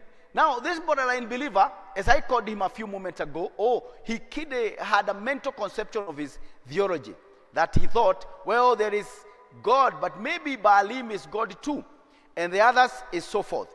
And his wife got him mixed up in that. I think that's Jezebel and Ahab. Ahab was a believer. Jezebel was actually an unbeliever. And you know, boys, I'm telling you tonight, and you young ladies, be careful who you marry. You'll have a broken home the first thing you know. That one has it's about character here. Maybe their personality type were okay. But here was a problem. You'll have a broken home the first thing you know, and it's not good, sinners and Christians, to marry together. Let me put a disclaimer here, let's explain something. People coming to church does not make them Christians. So even when the prophet is saying there's not, okay. There is no way that a believer can marry an unbeliever. They could be coming to the same church. That does not make somebody a believer. So if you are thinking about marriage, you have to go to the details of the individual, the character of the individual. It's not just because they are in church. The church is actually a public place. Anybody can come in and go out.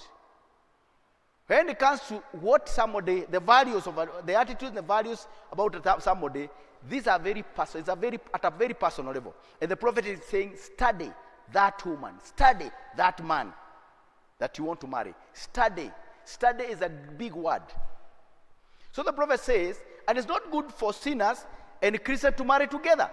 Don't be unequally yoked together, because that's what got Ahab. She was pretty, retro thing. Yes, paint all over her face, eyes like a lizard, but the thing of it was, but did you know that? What? That's the truth. Ahab just fell for her because she was perhaps pretty, because he couldn't have fell for her for character, because she was a murderer. She was everything else. That's right. And Ahab fell for her because she was pretty. And then he got himself infatuated with her. And then she just ruled him by her finger. So the other thing that is important at that point, as we talk about marriageability and marriage, is that, I don't know whether I have space. Let me make some space here. Ahab fell for her because she was pretty.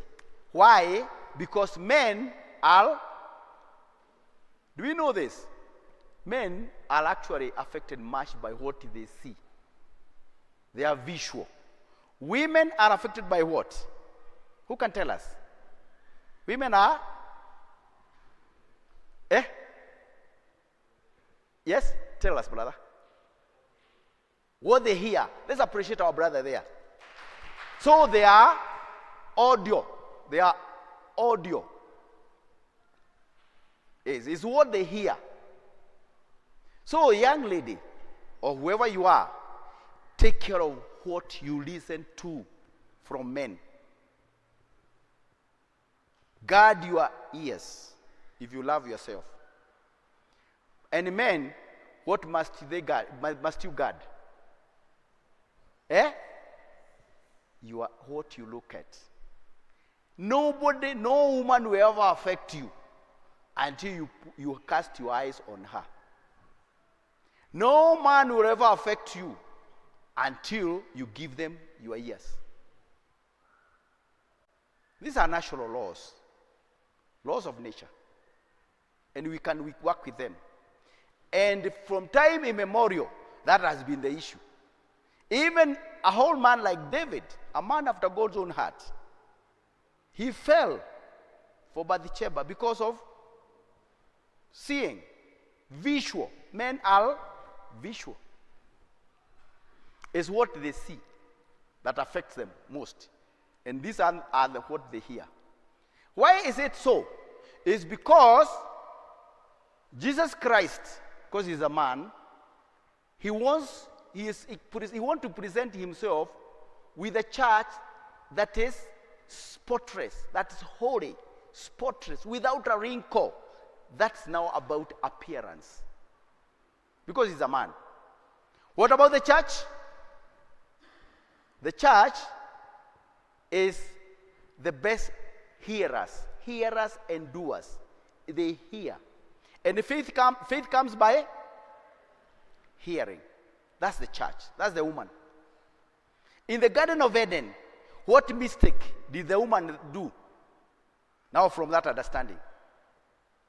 Eve did a very serious mistake. By doing what? By listening. Yes. So, it's an old law of nature. We can't change it. We can't beat it. It's only because she listened. She said, just a minute, let me hear. Then she was caught.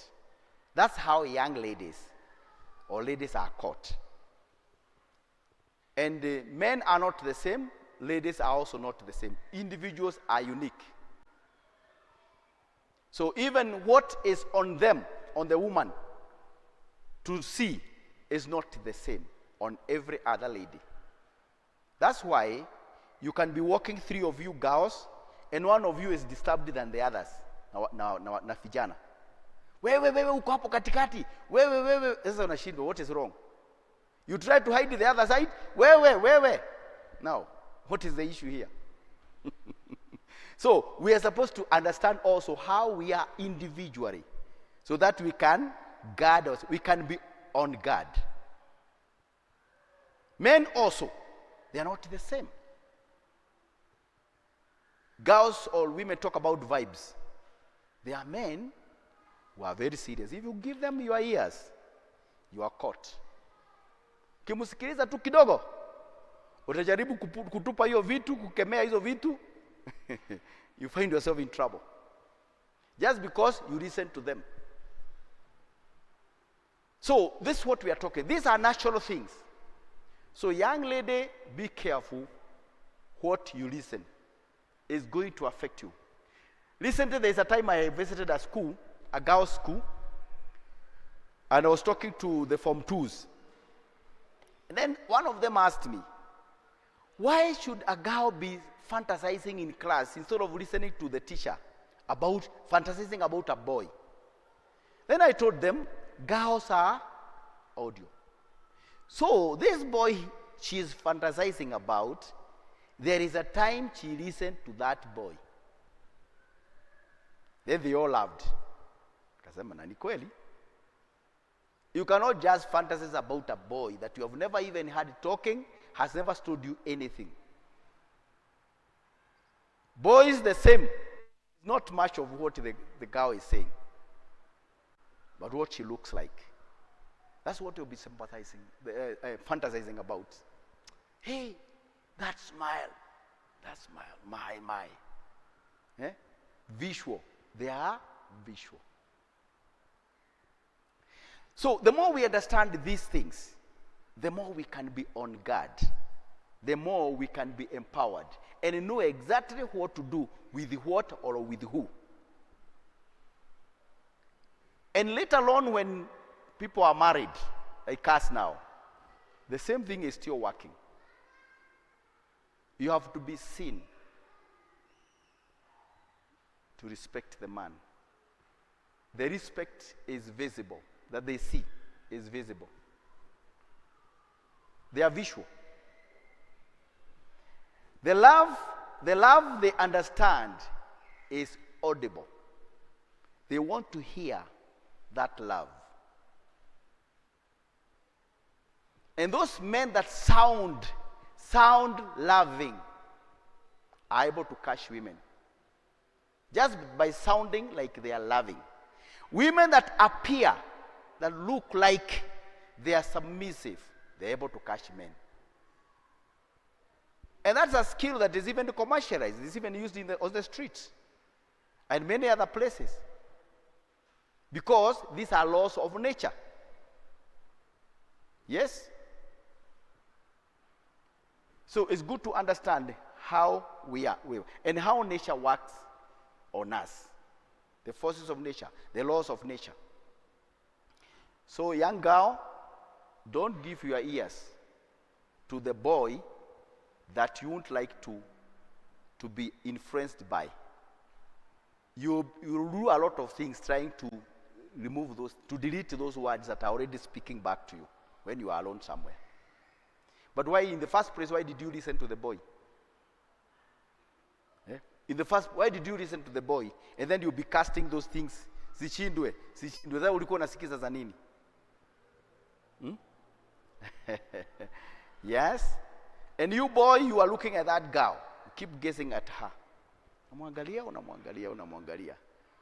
Utajaribu kukemea hiyo kitu, itakusumbua. So the prophet tells us, for the men, the first look is justified. You do not know that you see, and then look away. Then for the girl, don't give them time to talk to you. They are nonsense. Even when you are not prepared to be married, don't allow a brother to be talking to you much. Uko smart leo, uko hivi.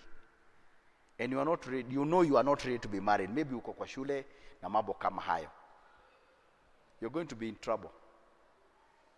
And the man could be just enjoying giving some vibes to you. Hata hana intention yote, but itaku affect you because you are audio. You are audio. This is very natural and it's even biblical. That's why in Matthew chapter 5 verse 28, inasema nini? A man that looks upon a woman to lust after her has committed adultery in his heart already. Why is it saying looking? Because man is visual. And it is silent on the woman. Oh yeah, it's there. But I say unto you, that whosoever looketh on a woman, that is a man looking on a woman, to lust after her, hath committed adultery with her already in his heart. And it is silent about on women. Because they are not. They have nothing. They are not visual. But at the same time, I want you to remember this.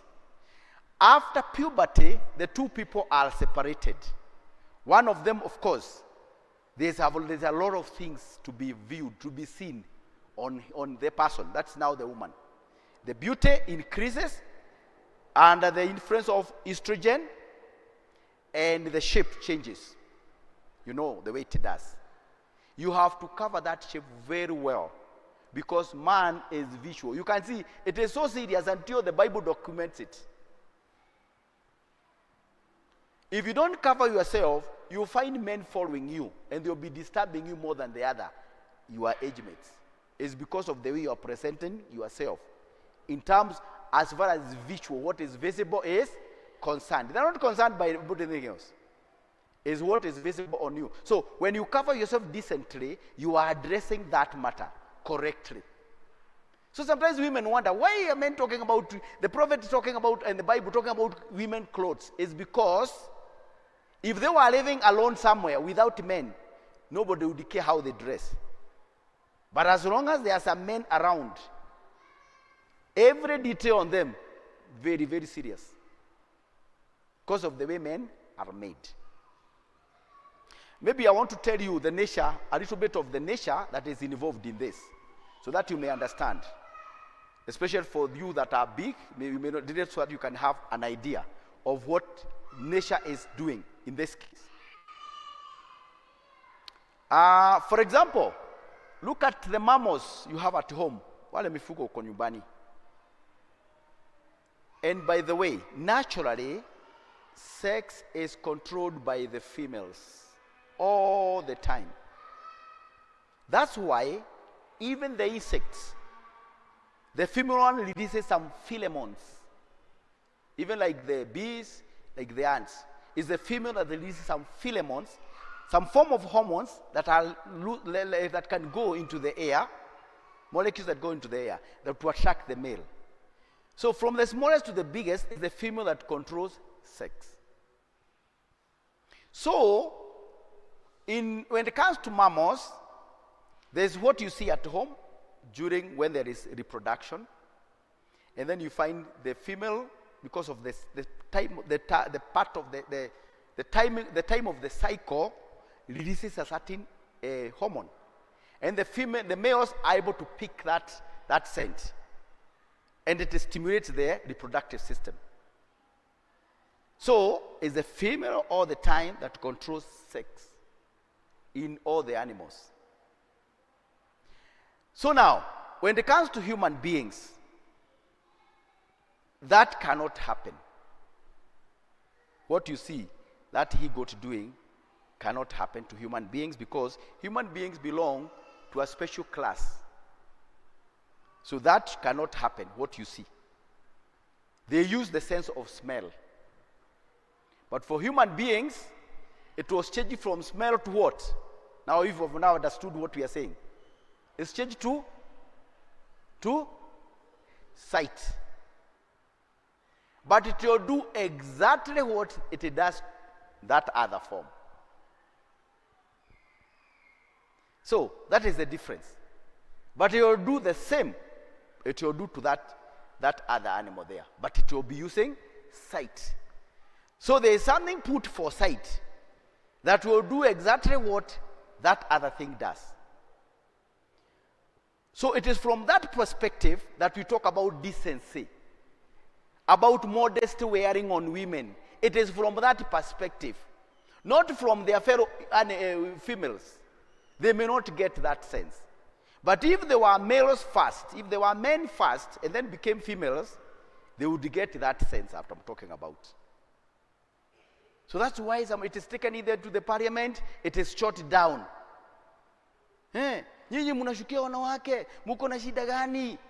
No, they don't understand. But if you see the Bible saying it, it must be a serious matter. But it's meant for good. Actually, she's given those, they are called secondary sexual characteristics. They are the ones that actually facilitate the coming together of the two. The male is given something audible. So with the testosterone, the voice becomes deep and authoritative and assuring. Exactly what she needs. But she is given the shape, the beauty, and that voice again. Very golden voice. Very beautiful face and a very good shape from the perspective of a man. So when you cover those features decently, it is for your own good. Yes, you reduce the chances of being bothered by boys. And again, as a Christian, you're also protecting them from thinking evil when they look at you. But more than anything else, it is for your own good. You're not going to be bothered here and there. But when you allow them to look at those features, certainly it is going to do exactly what it does to the mammal. So they'll come after you. And there are some girls you have seen in school, maybe in colleges or where boys keep hanging around them. A group of boys hanging around them, all the time. But look at the way they are dressed. So, men address women the way they are dressed. So, depending on how you want to be addressed, dress accordingly. And it's a law of nature. You are helpless about it. So you can be bothered. Unaweza fikiria kuna mtu ako na shida na wewe. Ama you might think because women don't many times understand the psychology. They think those men that are hanging around them love them. No. They are only trying to respond to the non-verbal message that you are sending to them. So they are coming. It's a stimulus. And they are responding to it. They hang around. They'll be telling you, babe, uko poa sana. Ni aje. Taking some selfie with you. Many things. And then the poor girl will think that she's loved. No. They are lasting after you. And it's you who is exposing. What God has given to you, you have not properly guarded it nicely. So you are actually bothering them. You are harassing them sexually. And they are going to revenge on you. Those girls hawatomboangi. You go look around. Finally, they are on the streets. Those most beautiful girls, they are finally on the social joints. They have been ruined by men. They never discovered who they were. They never appreciated God's gift because appearance is God-given. So, they toyed with it all over the place. And you can see the consequences.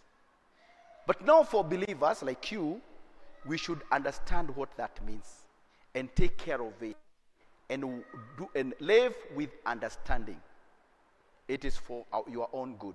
Take care of it. Cover yourself nicely. You are a gift. The prophet says you are a gift to your spouse. What you have, carry yourself nicely. Wait until God gives you the person that was to love you and take care of you. That is a gift to him. Along the way, don't allow any jokes. And you'll be happy. That's what happens. Otherwise, you bother them, you harass them, they will take some revenge on you. In fact, those girls that are bothering men, it's like men determined, they'll have to make kind of proof, a point to them. And men hang around them. And they cannot marry them. No. It's not easy for a man to think about marriage unless they are thinking character. Any other time they don't think about marriage. It's just like that animal. It is, you have bothered their system. They are coming around just because of that. But they are not thinking about marriage. Marriage is not at the forefront of men's mind. It's at the back somewhere. You will have to pass so many tests for a man to ever think about marrying you. But they will not tell you that. They will come and start. If they know that you think you want to be told about marriage, they'll come. Takuoa. Kwanza takuoa sana. Unataka harusi aina gani? Unasema yangu ningetaka sijui namna gani, na nguo siwe namna gani? Unafikiri ni rahisi kuolewa hivyo? Olewe na nani? Kwanza ukiangalia, this is just a boy. Boys don't marry. And girls are not also married. It requires grown-ups. And especially for a man to make a decision to marry, that mind must be mature. Otherwise, it will be just infatuation. And they might think it is love also. They cannot be tell the difference. After a while, ameacha kukupigia simu. Na maybe umedugwa miba. Majaribu wewe ndio unatafuta yeye sasa kuanzia hapo. Na yeye sikuwa mtu aina hiyo, anajuanga huyu ni mjinga huyu. Hata ukipeleka kwako ni mjinga huyu. Itabidi awekewe woman wa kuangalia yeye sababu ako loose. Na hakuna kazi kama hiyo inaweza fanyika. So when you don't meet when you don't know what you are doing, you finally are going to get in trouble with the laws of nature and the forces. So why the prophet has told us all these things is so that we can live with understanding. Yes. And know exactly what we are doing with whatever we have from God. Basically, that's what we are trying to say. It is that understanding that will help you even to dress nicely. Yes. Otherwise, you find men really guessing at a woman who is dressed badly. They are not thinking about marrying her. You can be sure. They are not. But she thinks so. She thinks I'm very popular. I'm on very high demand. Demand for what? She doesn't understand. And they'll revenge on her. Believe you, me. They'll revenge on her. And there are so many examples all over the place. So when you are dressed this way and you are God-fearing and you keep yourself nicely, it is first and foremost for your own good. It's going to help you at least wait for the right time and the right person. You both are men, show them whatever you want to show them. It comes to a point where it's like nature wants to take revenge on you. And you have thousands of examples all over the place. So, with that understanding, because men are visual and the women are audio, then the next thing is when you are married, make sure your respect for him is visible. Visible. So even when you talk to him, let him see the respect. Like now, why many times men lose their attraction on their wives is because of what they see. When a woman is angry, she is also ugly.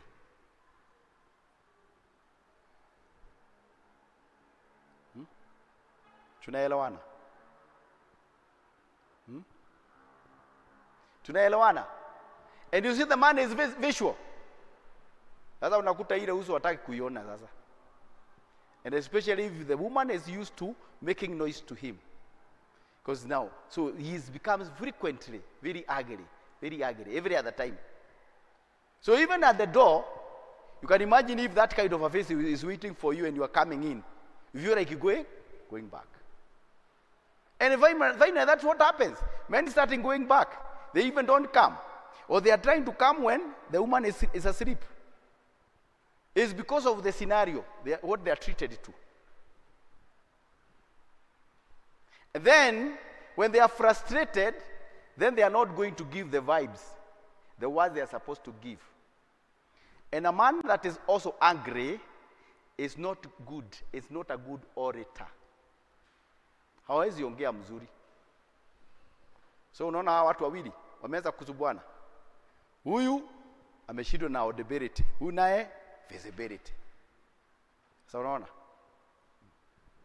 Watu wawili wameanza kushindwa na mambo. Sasa huyu anasema siku hizi uniogereshi vile ulikuwa unaniogeresha. Sasa ataogereshwa aje? Na wewe siku hizi hufai vizuri, you don't appear nicely the way you used to be. You can see they have followed each other. These are laws of nature. So when it comes to marriage, it must be people who are mature, people who understand marriage as an institution, people who know exactly what they are doing. And marriage is responsibility. And because now the prophet says marriage is a responsibility. Now, if marriage as a responsibility, what does it mean? You are taking care of what he sees on you. He is taking care of what you hear from him. That is the first responsibility. And this is communication in marriage. That's the first thing. And many marriages have a problem because of poor communication. What he sees, what she hears is bad.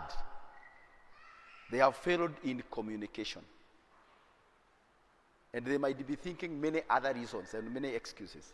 No, they simply have failed in communication. So, you young people, when you are during courtship, okay, now, let's now get to the process. The process, how the prophet puts it, on how to plan now, what really is supposed to happen in marriage. We are looking at 620909M, paragraph 35. 620909M, paragraph 35. See the process of marriage. Process of marriage. Yes, we take, for instance, marriage for union. We find out that the marriage, we find courtship and the agreements, and then the marriage. The marriage itself is the highest level of that relationship. And the marriage itself is actually a commitment, a vow, a promise, which is capping the whole process. Is like the capstone. So then, quickly, courtship, I would want to call it the time to familiarize, the time to study each other, the time to know each other very well, confirm how they are, even their temperament, confirm also their character very well, and make sure whenever you meet, the two of you, you meet in a place where it is not compromising. You meet at a place where nothing bad can happen. To give a chance for fair study on each other. Otherwise, the process is going to fail somewhere. So, that should settle it for all the time. So that process that the prophet has given us there should settle it for all the time. What are the agreements? Remember, that's plural. What is agreements about? Anything that you know would affect the marriage negatively. And anything that would help the marriage to go on well, should be discussed very specifically and exhaustively, then agreed upon and noted. Those are the agreements. It is on the strength of the agreements that then you can make the commitment. I will uphold those things, all those things that we've talked about and agreed. I will uphold them. Then you can say, yes, I do. If you don't do that, if there is no specification of what you are agreeing upon, then you don't know what you are saying you do. Okay? You are saying, yes, I do. What do you do? There should be very specific agreements, very specific things, like the way Christ has done. He is very specific about how to come to him. Even how to be baptized, very, very specific with Christ. There is nothing general about it. How to repent thoroughly, how to be baptized in his name in much water, all these things are very specific. And he has put forth this document to make sure that if anybody is interested in his marriage, there's a standard, there's some requirements to be met, very specific ones. So when we make it general, we don't understand, then it means we don't understand marriage. Yes, and the same things that we avoided looking into, they are the same that are going to be a problem to us. Because failing to plan is doing what? Is planning to fail. So it should be very, very clear and properly agreed upon. But many people get into the marriage without being well informed or well advised. It's not their fault. But the moment we know this, we should go sit down. Now I'm saying about the married, now to the married. Go sit down and agree. Because they are the same things that people keep pushing and pulling about. So, that's what, so it should be, the prophet, that should settle it for all the time. So enough time to know that person, courtship. And then you have particular things to agree upon. Everything, that's something that is of your preference. Preferential to you, something you, the likes, the dislikes, everything about you and about him.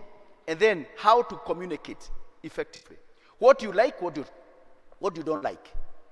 Some of things you value so much. Like, for example, when you value the word of God or faith, you plan about it. How will we take care of our faith when we are together? So that has been talked in the courtship and then formalized in the agreements. Then you can now take a vow. You can promise. You can commit yourself to very specific things, to a foregoing. And you have sought all sorts of advice before that. From the parents, from the pastor, from anybody that is interested in you. You have already consulted them and they have helped you. They have even guided you. So the moment you are committing yourself or making the agreement, you know even what you are agreeing upon with that young man or that lady. But many people don't know. They just feel, I'm of age. My age mates are marrying. That's not a basis of being married. Then they get into it and quickly they are running away then out of it. Does not make sense. So because of time, I want to stop around there.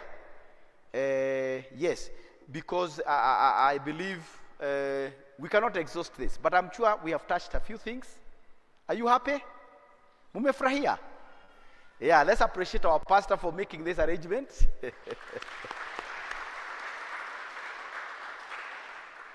So, as the pastor comes to dismiss us, I want us to sing this song that I love when I hear the young people singing. That Jehovah has the final say. Where is that final say? Jehovah's final say is here. And it has been updated in this day through the prophet of our day. Jehovah has the final say. Who has the final say? Jehovah has the final say. Who has the final say? Has the final say. Jehovah turn. These people start. Jehovah turn my life around. This is our way where Jehovah has the final say. Who has the final say? Jehovah has the final say. Who has the final say? Has the final say. Jehovah turn my life around. Jehovah turn my life around. He makes a way where there is no way. Jehovah has the final say. Before the minister goes, let's see it. Okay.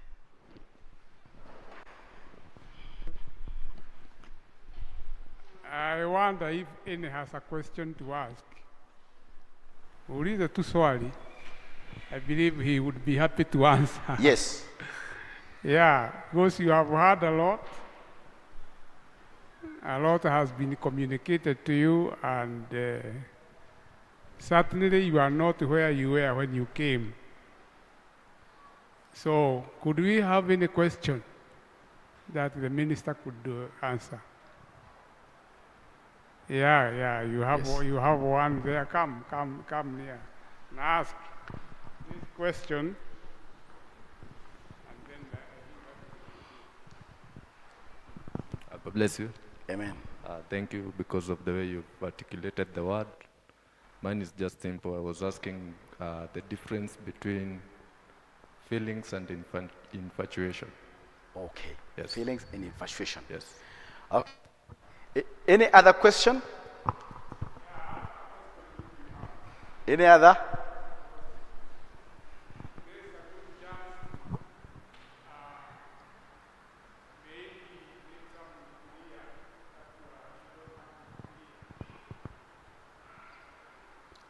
Anybody? Or we are just okay. Any other question? Maybe you can be responding to that in the meantime. So, when it comes to feelings and infatuation, what I would want to say very, very clear and very simply is that love is not an emotion. Love is not a feeling. Love is an attitude,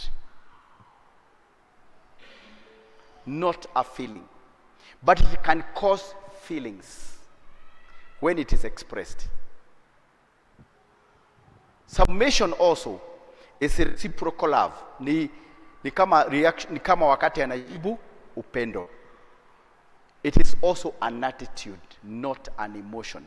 But when the acts of love, the acts of submission have an emotive, they cause feelings.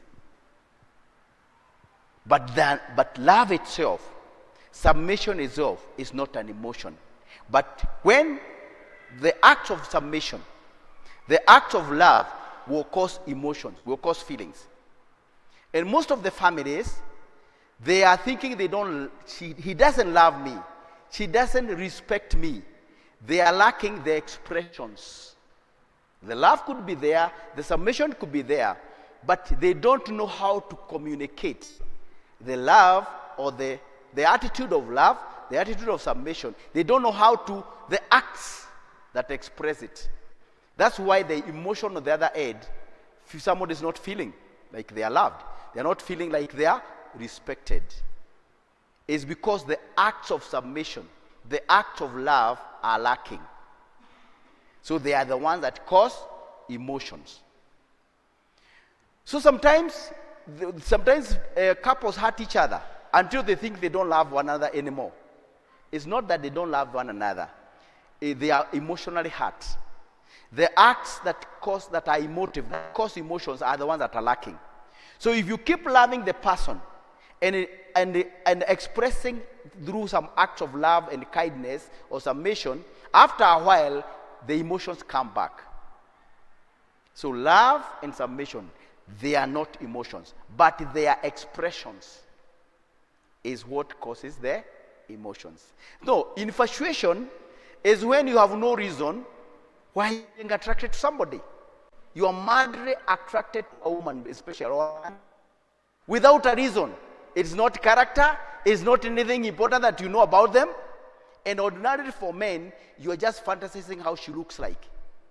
There are some shapes that can be, of course, to different individuals. And all that you can remember is those daft eyes, what, nothing else. So it is baseless. You don't know the person. Maybe there's nothing important you know about the person, because love has to have a resting place where is trust. That's why it starts with trust or confidence and is a build-up. Love comes to cap the building. So if just somebody you don't know, you don't trust them, you have no confidence in them, you have no reason to trust them, then you cannot say you love them.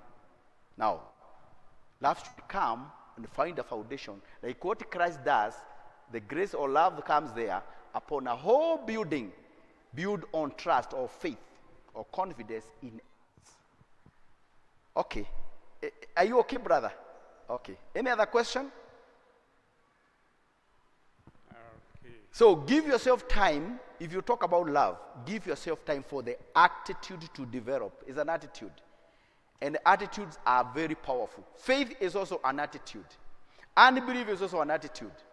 And the prophet says, the right mental attitude towards, si tunajua? Okay, because of time. Okay. I'll just give just 2 minutes to Brother Joroge to comment on this session, this one. Then after that, I'll just give a general comment and then ask Brother Salim finally to close with a word of prayer. Just 2 minutes, brother, because you are very attentive here, even more than I was down there. Okay, God bless you.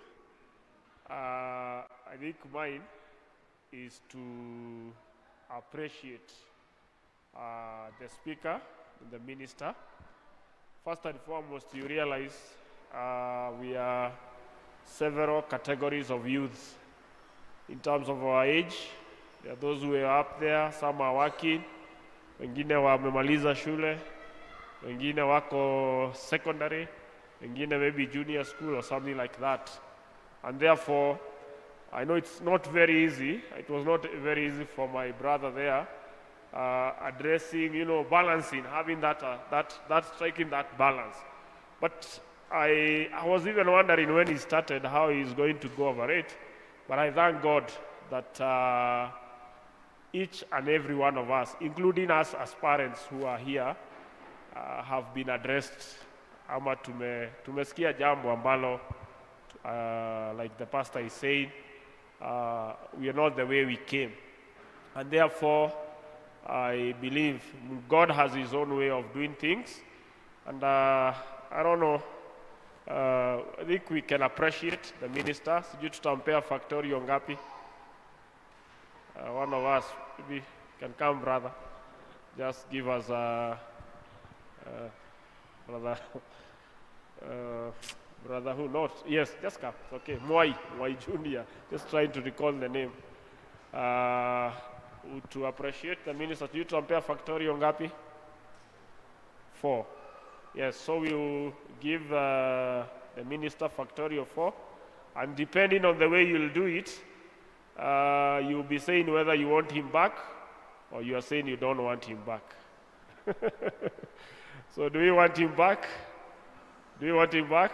Yes, we want him back. We are so grateful, brother. Thank you. For having given yourself, even heeded to the invitation of the pastor. And we look forward to you interacting with them the more. Maybe that time we can even try to identify the various groups and address them going by their age. So, brother.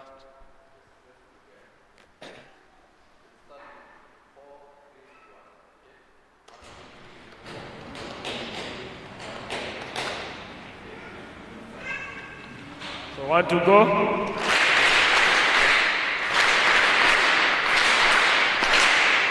Nimeona wamesema urudi, brother. So I think we can do one more for the wife in absentia, because I know unaona hasa alimruhusu akuje, si ndio? Otherwise he would be enjoying with the... Alinituma na salamu kwenu. Yes. Aliwasalimia. So we can do one for the wife, and then utafikisha, we also did a factorio for Mama Joel. Okay. So hiyo tumpe factorio ngapi? Ruth? 5. So okay, we'll do a factorio 5 Mama Joel, Sister Maina, and then tutamwambia tumesalimia, tumefurahia, and God bless us so much. So want to go? Factorio 5? Want to go?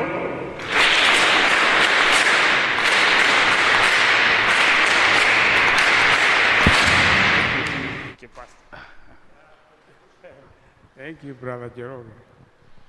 We have come to the close of these meetings. I repeat, they have been very good. And the brother has been telling us, the way a woman is made, she is affected by what she hears so much. And because we are saying nature, or we take after nature, and the church is a woman. We know that. And we know she is so much affected by what she hears. So when God in his own way makes a communication so clear so that you hear, certainly that's what we need. We need to hear the word and hear it in a clear way, in a way we understand.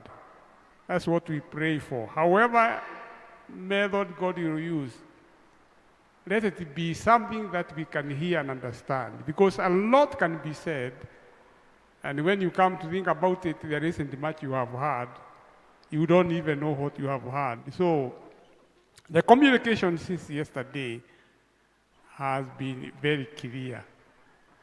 And it is such a way that I don't believe anybody is left out, because it is so clear, and we thank God very much for that.